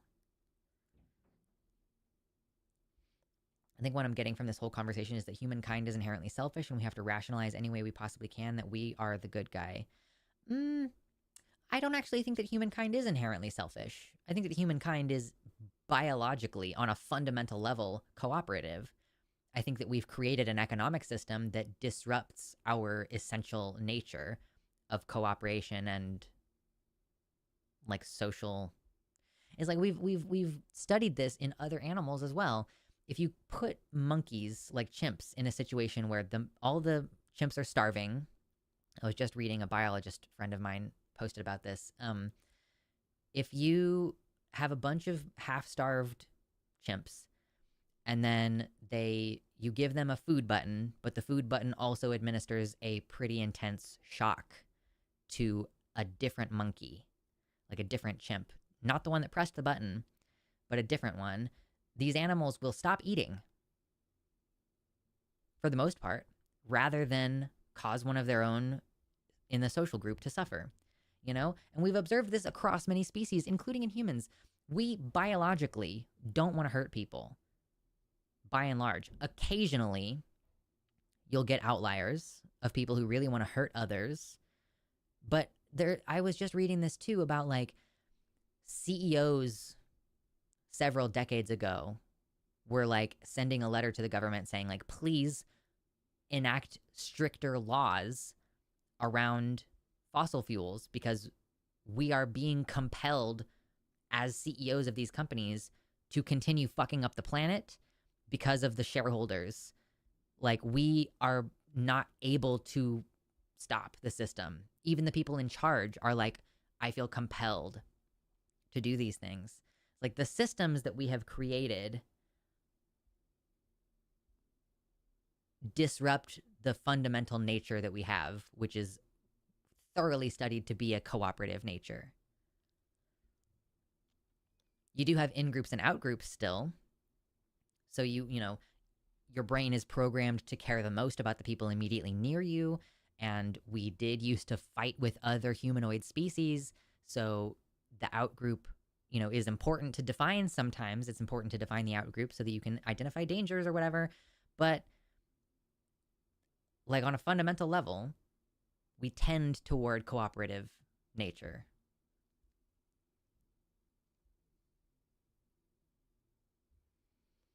Humans are inherently products of their environments. We're animals who learned how to do math. Right. Yeah. Because you can disrupt someone's fundamental nature by creating extenuating circumstances, right? My fundamental nature is cooperative. I don't want to hurt people. But if I am put in danger, I will compromise my morals to protect myself.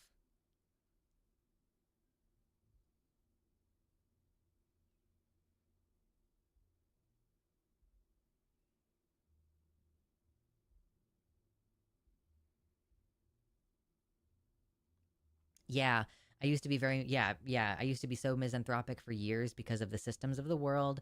But after realizing those systems, the depth of those systems' influence, I'm now less misanthropic. Yeah, it's harder to hold people personally responsible, or it's hard to make an indictment on the nature of humanity when you acknowledge that all these systems are interrupting it. It's basically biological essentialism, really. If we say, like, humans are biologically meant to be competitive, that's biological essentialism. I guess it's also biological essentialism if I say that humans are fundamentally empathetic and cooperative.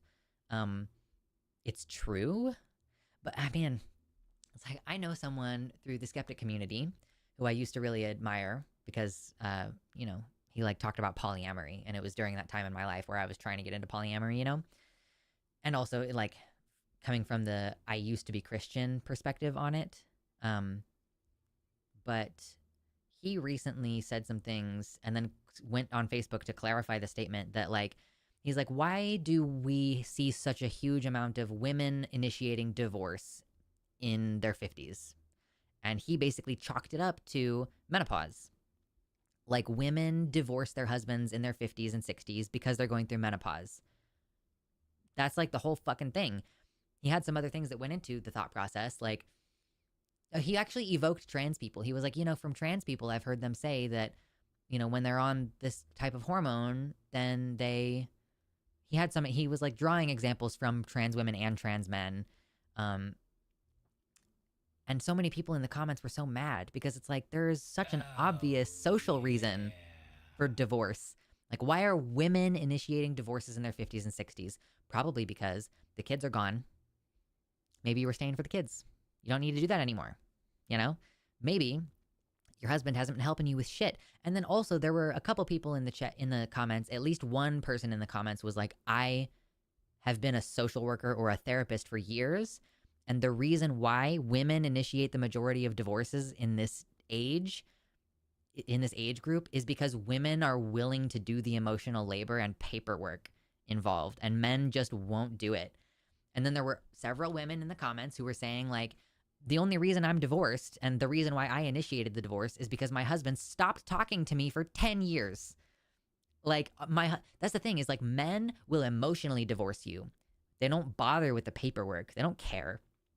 They will live with a woman they hate before they go through the business of filing for divorce. One of the women in the thread said that she filed for divorce after her ex had already moved out several years ago. She filed for divorce, sent him the paperwork, and all he had to do was sign one page once. It took him 7 months. 7 months. So, like, there's like obvious social reasons why women initiate divorce in perimenopause and menopause. And it doesn't have anything to do with menopause, actually. And to reduce this complex social thing down to, you don't have enough estrogen, so you don't want to have sex anymore. And that's why you don't care about being in a relationship. Like, and also it kind of goes against like everything I know about women who are older. They are horny AF. Honestly, I think it's because their bodies produce less estrogen and then the testosterone is more dominant, slightly. And so they end up with like this sex drive. I'm so sorry, Jay. I saw your super chat earlier and I was so into what I was saying that I just want to acknowledge. $5 super chat from Jay. Thank you. Says, the beginning of society was the first healed femur. We carry the genetic legacy of Neanderthals and Denisovans. We are a cooperative species. Agree. I couldn't agree with you more. Human society began with the first healed femur. I agree with you completely.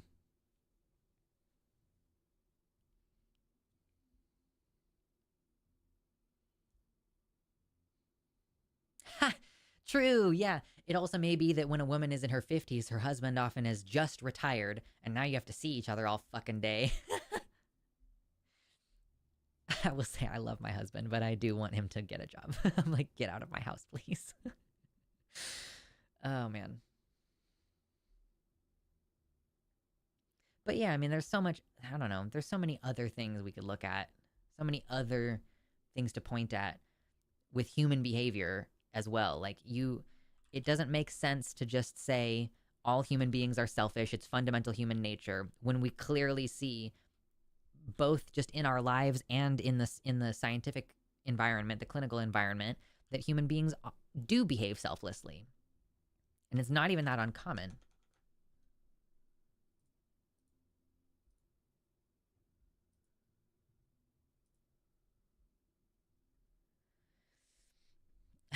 Hoping for a brain swap. True. My friends laugh at me because I attract older women when we go out. I don't understand. I don't know. I don't seem to attract women naturally. That's part of why like, a lot of transmasculine people are like, I went through a lesbian phase in high school. I never had that. I don't understand why you wouldn't be finding new ways to fuck while retired. I mean, what we're saying, I think, is like, these relationships are often already strained.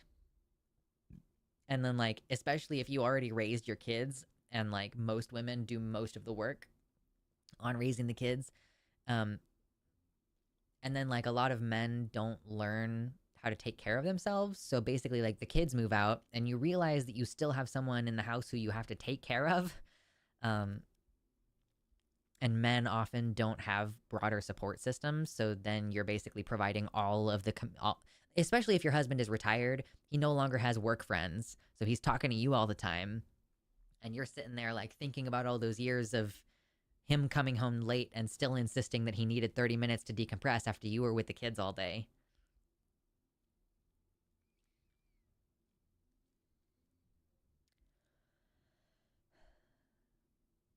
Homo sapiens and hominidae are obviously far older, but it does still blow my mind that the oldest surgery we have evidence for is 31,000 years old. Really? What is that, the one that was like there was like a hole drilled in the skull to relieve intracranial pressure? Is that the one that you're referring to? Yeah, yeah, exactly. These relationships were often strained to begin with, and from an era where divorce was almost impossible. I do think it's funny, though, that I was like, I didn't really think about it at the time, but the man that I was referring to who said this thing about women initiate divorce in this age range because of their hormones. He also was like monogamously married and a serial cheater, and that's why he decided to embrace polyamory. And in retrospect, I'm like, wow, why did anyone... To this day, this man is still giving talks at skeptic events. And I'm like, why does anybody think that this guy is like a good person to talk about polyamory? He was a serial cheater. You don't stop being a cheater because you're in a polyamorous relationship. You know? A leg amputation, IARC. Okay, so the oldest surgery we have evidence for, 31,000 years old. If Baby Squid is reporting correctly, it was a leg amputation.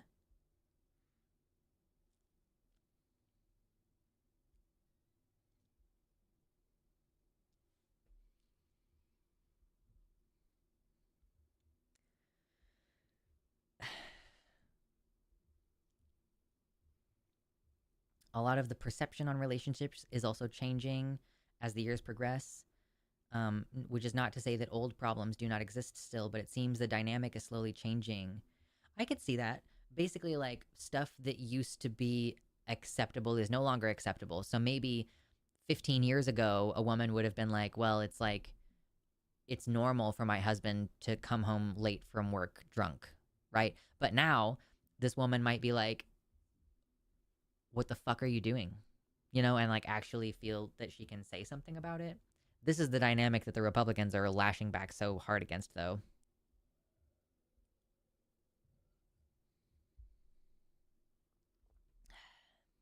Nice, kitty. Garden wins. I have way more garden space than I know what to do with this year. It's going to be fun. There was a skeleton, a male skeleton in a female grave with honors, 10,000 years old or something. Yeah, we're finding evidence of cross-gender graves all the time. Like we in fact, the DNA testing thing is a fairly recent development. For the longest time, we only identified skeletons by like what was in the grave with them. So I need to start so many seeds. Yeah. The last time I started seeds indoors, it didn't go very well, so I think this year I might just direct sow. Although my community garden is supposed to also get like a donation of plants, so I might just wait. I know that you can start spinach and stuff now. Like there's some stuff that you can start early, but whatever. Garden talk. Iridoids. How dare these spouses and partners speak to each other about anything meaningful? Yeah, it's funny. I had a couple other things I wanted to just touch on. They've issued, there's a trans ban on travel to the U.S. now. The U.S., they initially were like, we're gonna, if you're a transgender athlete, we're not gonna let you in. But Alejandra says, the directive as stated applies to all visa applications made by trans folks, and they declare it material fraud to use a different gender marker on their applications. So basically this is, if you have a sex marker on your current ID that does not match your birth sex, or honestly, this is probably going to end up being like arbitrary physical appearance based. Because do people who travel to the US bring their birth certificate? Do other countries even have a birth certificate that's the same type of document that we have? Anyway, basically this is a trans travel ban. Like, trans people can't travel to the US if they have updated their gender marker in their home country, because we will consider that material fraud, apparently. Which also doesn't really say good things about the precedent that this sets for Americans. Like, this is just applying to visa seekers, but like, if they set the precedent, Alejandro says here, if they set the precedent that filling out a gender marker that does not correspond with your sex assigned at birth constitutes material fraud, that's a bad precedent because they could prosecute trans people for just stating their truthful legal documents currently.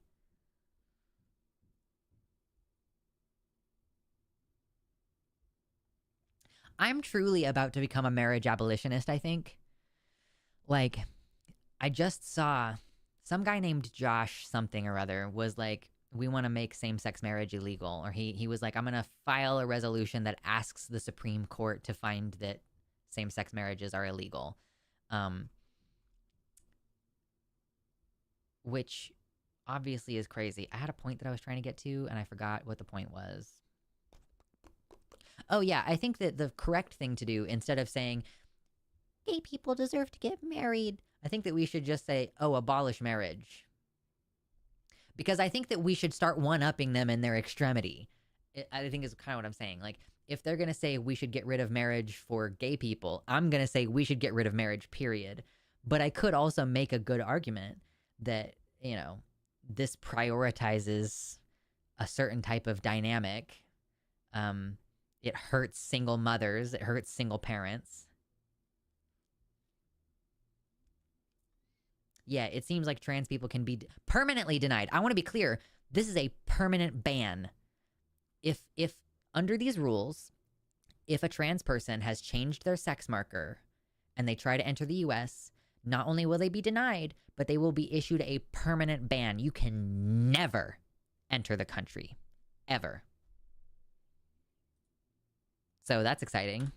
That's good stuff. Yeah, it always applies to foreign people first, because you can just be like, yo, I hope this does not apply to me returning to the country. I think it's just for visa applicants. So if you're returning to the country, it shouldn't affect you because you are not using a visa.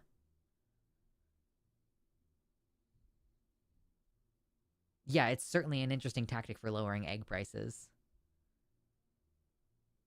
Hey, it's Melatonale. Hello. Thanks for popping over from Takis. I will be on it tomorrow, I believe. I think I'm on it tomorrow. And then I will not be on it the following week. No one gets any till you two stop fighting laws. True.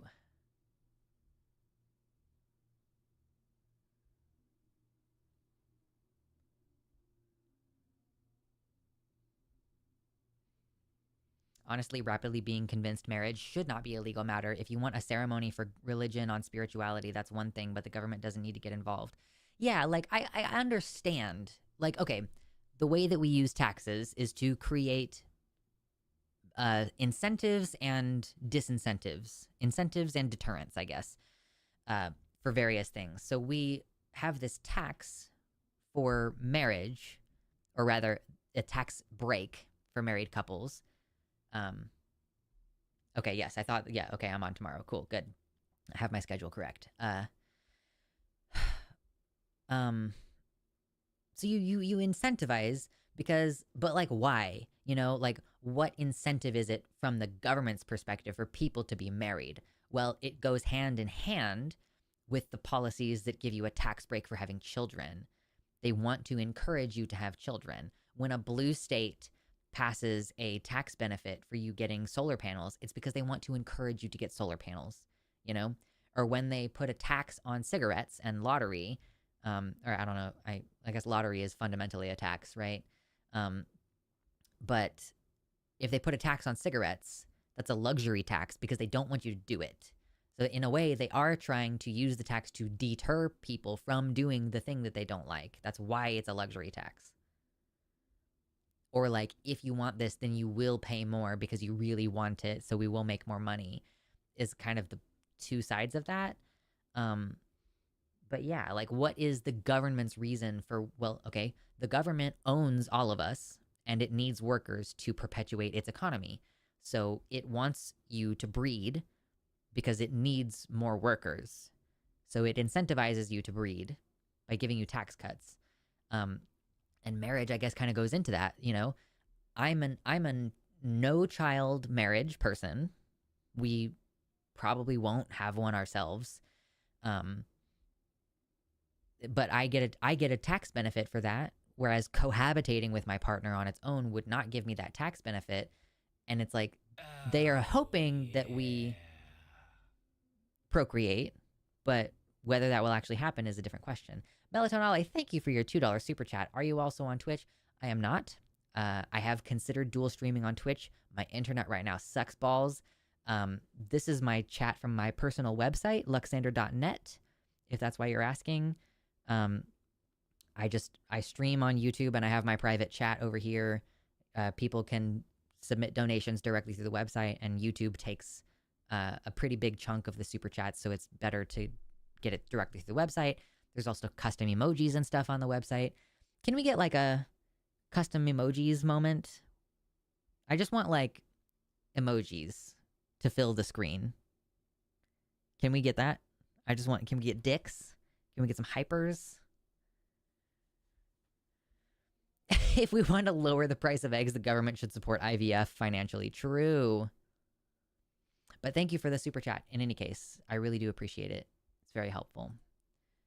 I'm kind of supporting the whole family right now off of like the savings from the GoFundMe and money that I make during streams. So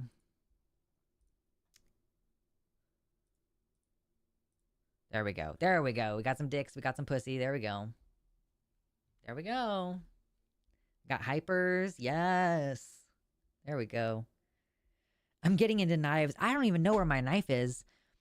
My partner bought me like a really nice knife from our friend at the rent fair, and I don't even know where it is right now. Still in a box or something right now, I guess. Stabby? True. Yeah. Thank you, everybody. That was very satisfying. I feel like I do need to have a knife just for comedic effect. Now that everybody's doing knives. Like, do I have anything even remotely resembling a knife? I have a butter knife.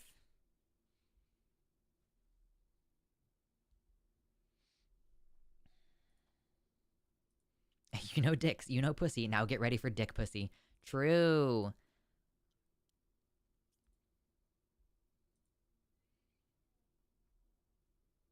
He's snoring.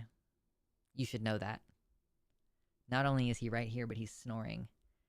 Now, this is a knife. I love the knife thing. It always reminds me of that little kid. There's like a super short video where she's like, this woman's like, what do you got in your hand? And he's like, a knife. And he starts running away because she's like, no. And tries to, that's like the video cuts perfect moment, you know?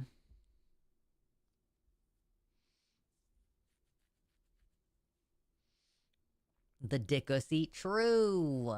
Yes, absolutely. And then what was one other thing we wanted to talk about? Oh yeah, there were like 100 LGBTQ people who got purged from the intelligence community because they were discussing being gay in a group chat or something. I guess that's the other thing I wanted to talk about. Little lavender scare moment. Tulsi Gabbard announced that people who participated in LGBTQ chat logs will be fired.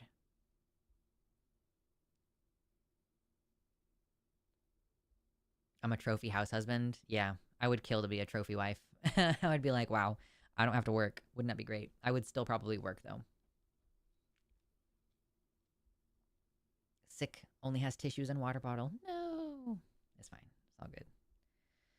Man, my water's empty, and we're getting close to that 4-hour mark. When you stick a dick in a pussy, you get pussy dixie. True. Puss dixie. Yeah. Puddixie. Because it's in there. Cherry-picked chat logs. Well, it's not really the fact that they were cherry-picked that I hold a problem with. The thing that I hold a problem with is the fact that we're using communications logs to purge LGBTQ employees for no other reason than them being queer. Yeah. They're portraying it as though these people were talking about sex in a work group chat, but it was like not that. Let's see. Where is the... These firings stem from out-of-context chat logs leaked by far-right commentator Chris Rufo. Sources tell Aaron in the Morning that the chat functioned as an ERG-adjacent LGBTQ+ safe space where participants discussed topics like gender-affirming surgery, hormone therapy, workplace LGBTQ+ policies, and broader queer issues. Rufo, however, framed these conversations as evidence of misconduct, claiming that NSA, CIA, and DIA employees discuss genital castration and alleging discussions of fetishes, kink, and sex. To Rufo and his audience, merely talking about being transgender and the realities of transition is enough to be labeled fetish content. Yeah, so I think that this was like, there were like trans people in this group talking to each other about things that we consider normal, like surgery, but to these employees are discussing genital castration and fetish content. Within a day of the chat log's release, Director of National Intelligence Tulsi Gabbard announced that all participants in the, quote, obscene, pornographic, and sexually explicit chat room would be terminated. Also, like I am allowed to be obscene and pornographic and sexually explicit outside the context of my job. This was a group chat that was ERG adjacent, but this is not like an official group chat. These people are just being fired for their private conduct that has to do with talking about sex. Times further notes that Gabbard is being briefed on, quote, other inappropriate activity elsewhere, signaling the potential for an even broader crackdown on LGBTQ+ and especially trans employees in the federal government. So yeah, this is basically, Aaron is calling this out as the beginning of a huge purge of LGBTQ+ people in the government, particularly focused on trans employees. The Pride ERG chats and LGBTQ+ support groups are commonplace in workplaces across the US, including within federal agencies. The spaces function not just as forums for discussing policy, lifestyle, and identity, but as de facto lists of LGBTQ+ employees. Excuse me. Yeah, merely discussing gender-affirming care is deemed obscene. And that opens us up to every LGBTQ+ workplace chat serving as a pretext for a broader purge. Peen-gina true!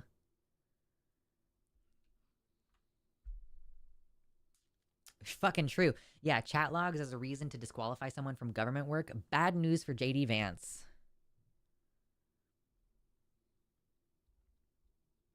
Aaron points out that this move was very heavily telegraphed since Project 2025 explicitly tried to define trans people as obscene, and now that agenda is beginning to take shape.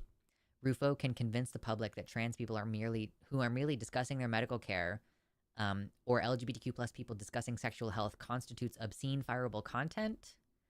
It's easy to see this leaking out into other areas for sure. Really, these are Russian-style firings. They started with queers too, plus we already asked her about Russia. She is a liar. Tulsi Gabbard? Oh yeah, unsurprising. Wasn't she the one that got shot in the face? Like, didn't she, like, 15 years ago?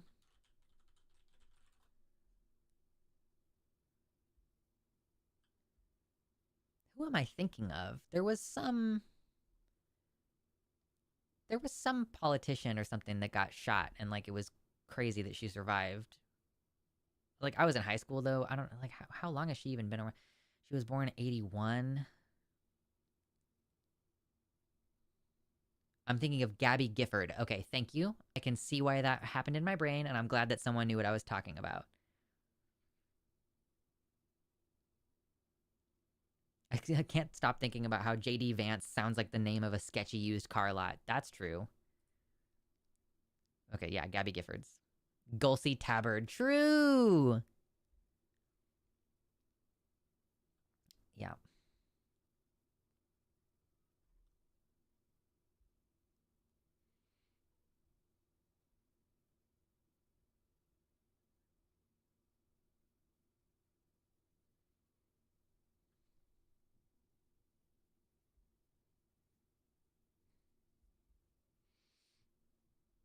So I just figured, we'd at least talk about that stuff. At least chit-chat for a little bit. Get some of our thoughts out. Obviously, like, there's only so much you can really do, or only so much you can talk about it. Dude, why do I have, like, 1,000,000 notifications from Discord? Seems like I shouldn't have 1,000,000 fucking...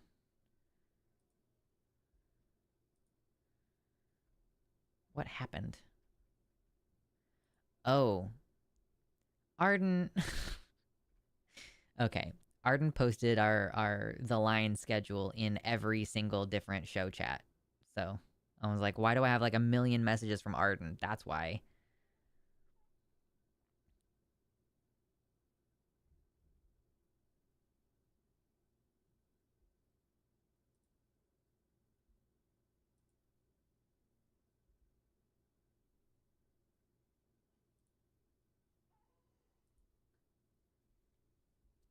Okay, I figured. I was like, I just was looking at my phone, like, why do I have 1,000,000 messages from Arden? Got it now. Okay, that makes sense. Streamlining communications within the company. I know, dang it, Arden. I get it. Like, just it's like we basically use Discord like Slack, So we've just gone from decentralized group chats to a centralized Slack channel kind of thing. And that's why I got 1,000,000 fucking messages.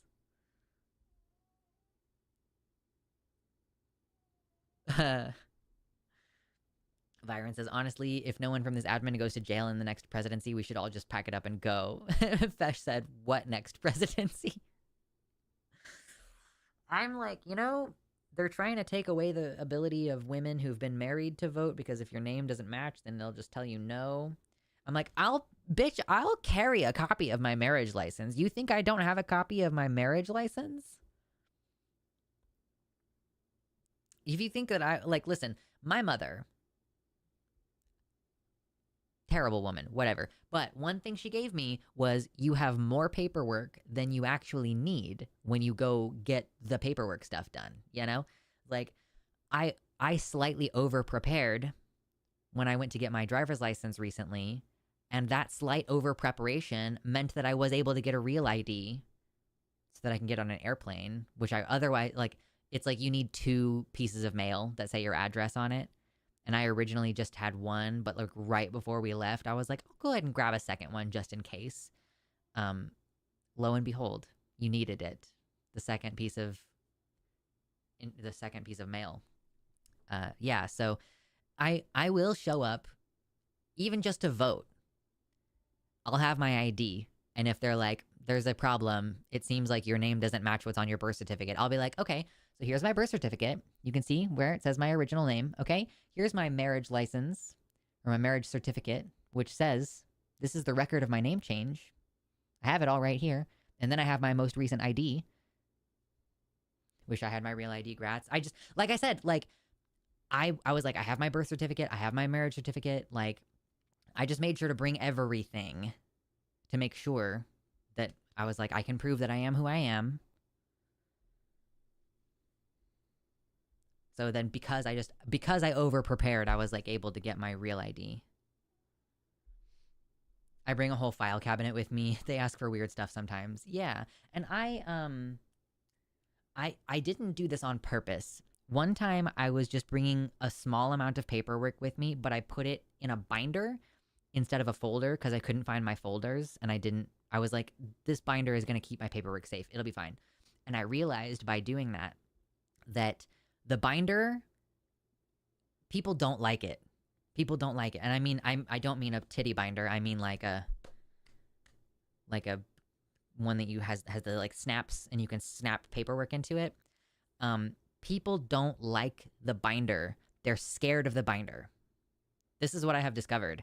They are worried about what else you have in there. They don't want to deal with it. And I do think that it bureaucratically makes things go smoother. If you have a whole fucking binder, and it's not a big one, it's only like a 1-inch binder, so it's pretty skinny, but people are like, I don't want to know what you have in there. They really want to move things quick. They want to move things along. So that's my little recommendation to you. if you're ever doing anything with a therapist or with a doctor or with bureaucrats, bring a binder and just let it ominously exist in the room. Yes, I do remember. Binders full of women. I remember being very frustrated trying to have any discussion about my trans existence at that time. Because back then I used to wear a binder. I don't anymore, but back then I did.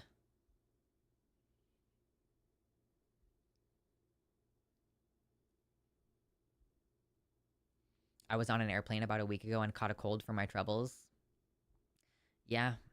I mean, I wouldn't have recommended it. Here's the combo. If you need to go on an airplane, wear your N95. Don't take it off one single time. And use betadine nose spray. Betadine is pretty good for preventing illness. And I mean, you can bring a HEPA filter for your personal little airspace, but it probably won't make a huge difference. Really, honestly, just avoid being on an airplane is my advice to everybody. So you're saying what I should do is wear a tank top so everyone can see that I'm wearing a binder in public? Yeah. So brave. Hashtag so brave. The trans people who are out there wearing their binders, like, visibly. That's cool. Oh yeah, little did they know it was mostly Dairy Queen receipts. It's actually my, it's my DBT binder. It has all of my work papers and everything from when I was in DBT. I still reference it often, which is why I have a binder just easily available like that. Yeah, plane travel is no longer safe. It's the fucking plane itself could fall out of the air. They do not clean the air well enough. I just saw a post from this past week, an article about how, like, I think it said like 98% of the planes that they checked if there was COVID in the wastewater, 98% of them had COVID in the wastewater, or maybe 96%. So, like, there's an almost 100% guarantee that you will be exposed to COVID for a long period of time in an airplane. So, honestly, don't recommend it.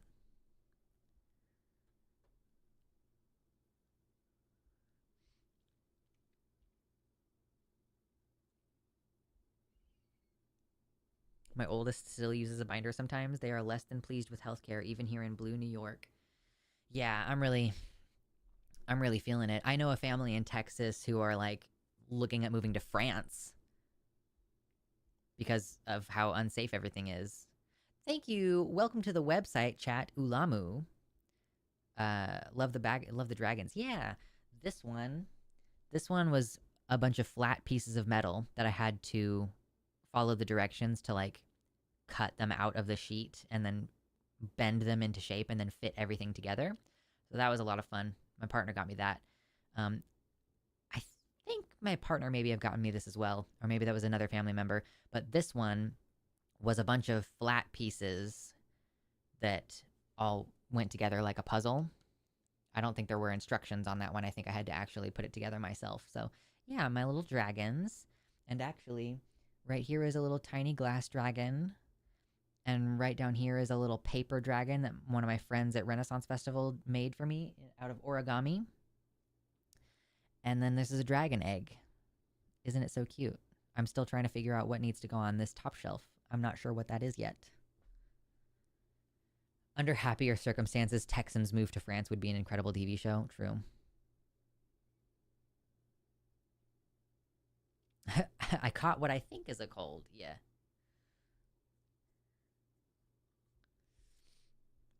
Here be dragons. It's true. It's true.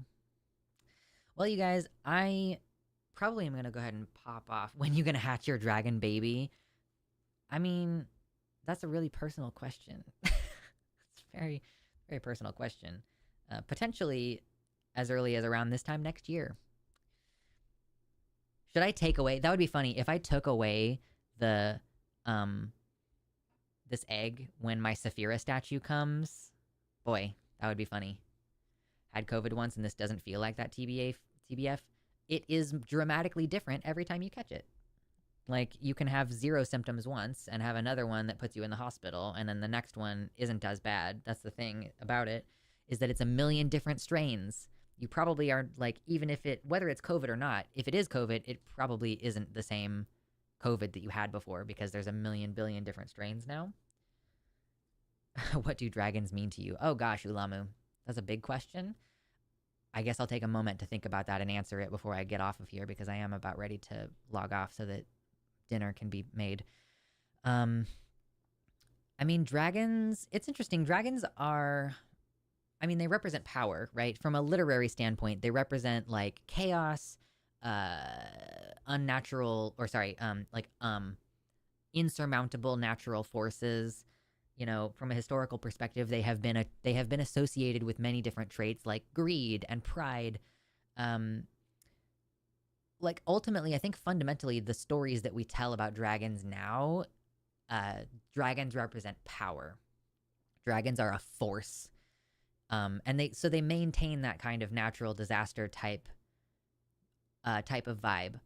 Like if a dragon, like, you know, even in these TV shows where there is a dragon rider, the dragons may still do unpredictable things. And so okay, on one hand, you're telling a story about nuclear armaments being in human control, right? So like, okay, who controls the dragons is in charge, right?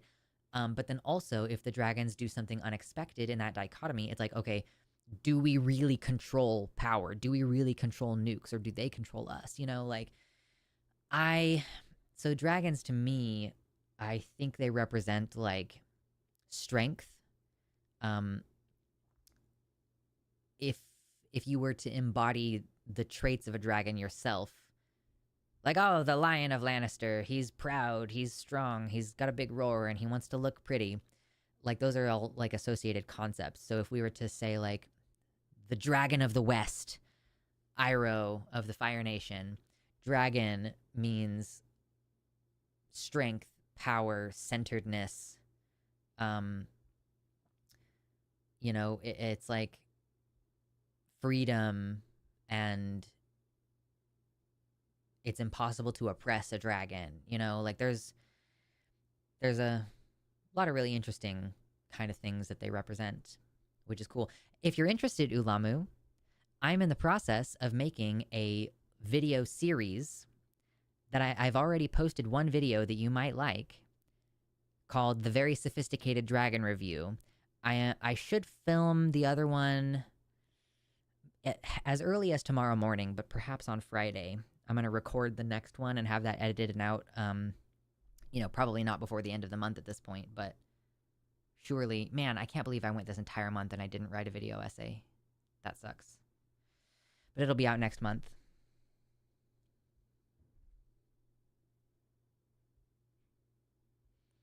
Ember confirms, the first time I got COVID nearly killed me. Round 2 after the vaccine was just a low energy for a few days thing. Yeah. Yeah, we didn't talk about food at all this hangout. We're having meatloaf tonight. It's because I'm not hungry. I see the dragon as a symbol of self-fulfillment, but realizing that it's not selfish to take care of yourself and your growth as a person. Sure, yeah. Is Godzilla a dragon? He's a kaiju. I think a kaiju is different to a dragon. I think we've had this discussion. Godzilla is a kaiju, which is not the same. Is a dragon a type of kaiju? Possibly. But yeah, no, Godzilla is like in his own little genre over there. Fun. Anyway, thank you all so much for hanging out with me. I will be planning to see you on Sunday again. Well, I guess I'll be on Transatlantic Call-In Show if you want to see me on Takis tomorrow. That's at 12 Pacific, 2 Central. So, yeah, I'm planning on seeing you all tomorrow. I hope that you have a good night, and I hope that you have a good rest of your week, and I hope that you stay well. Until next time. Bye. Bye.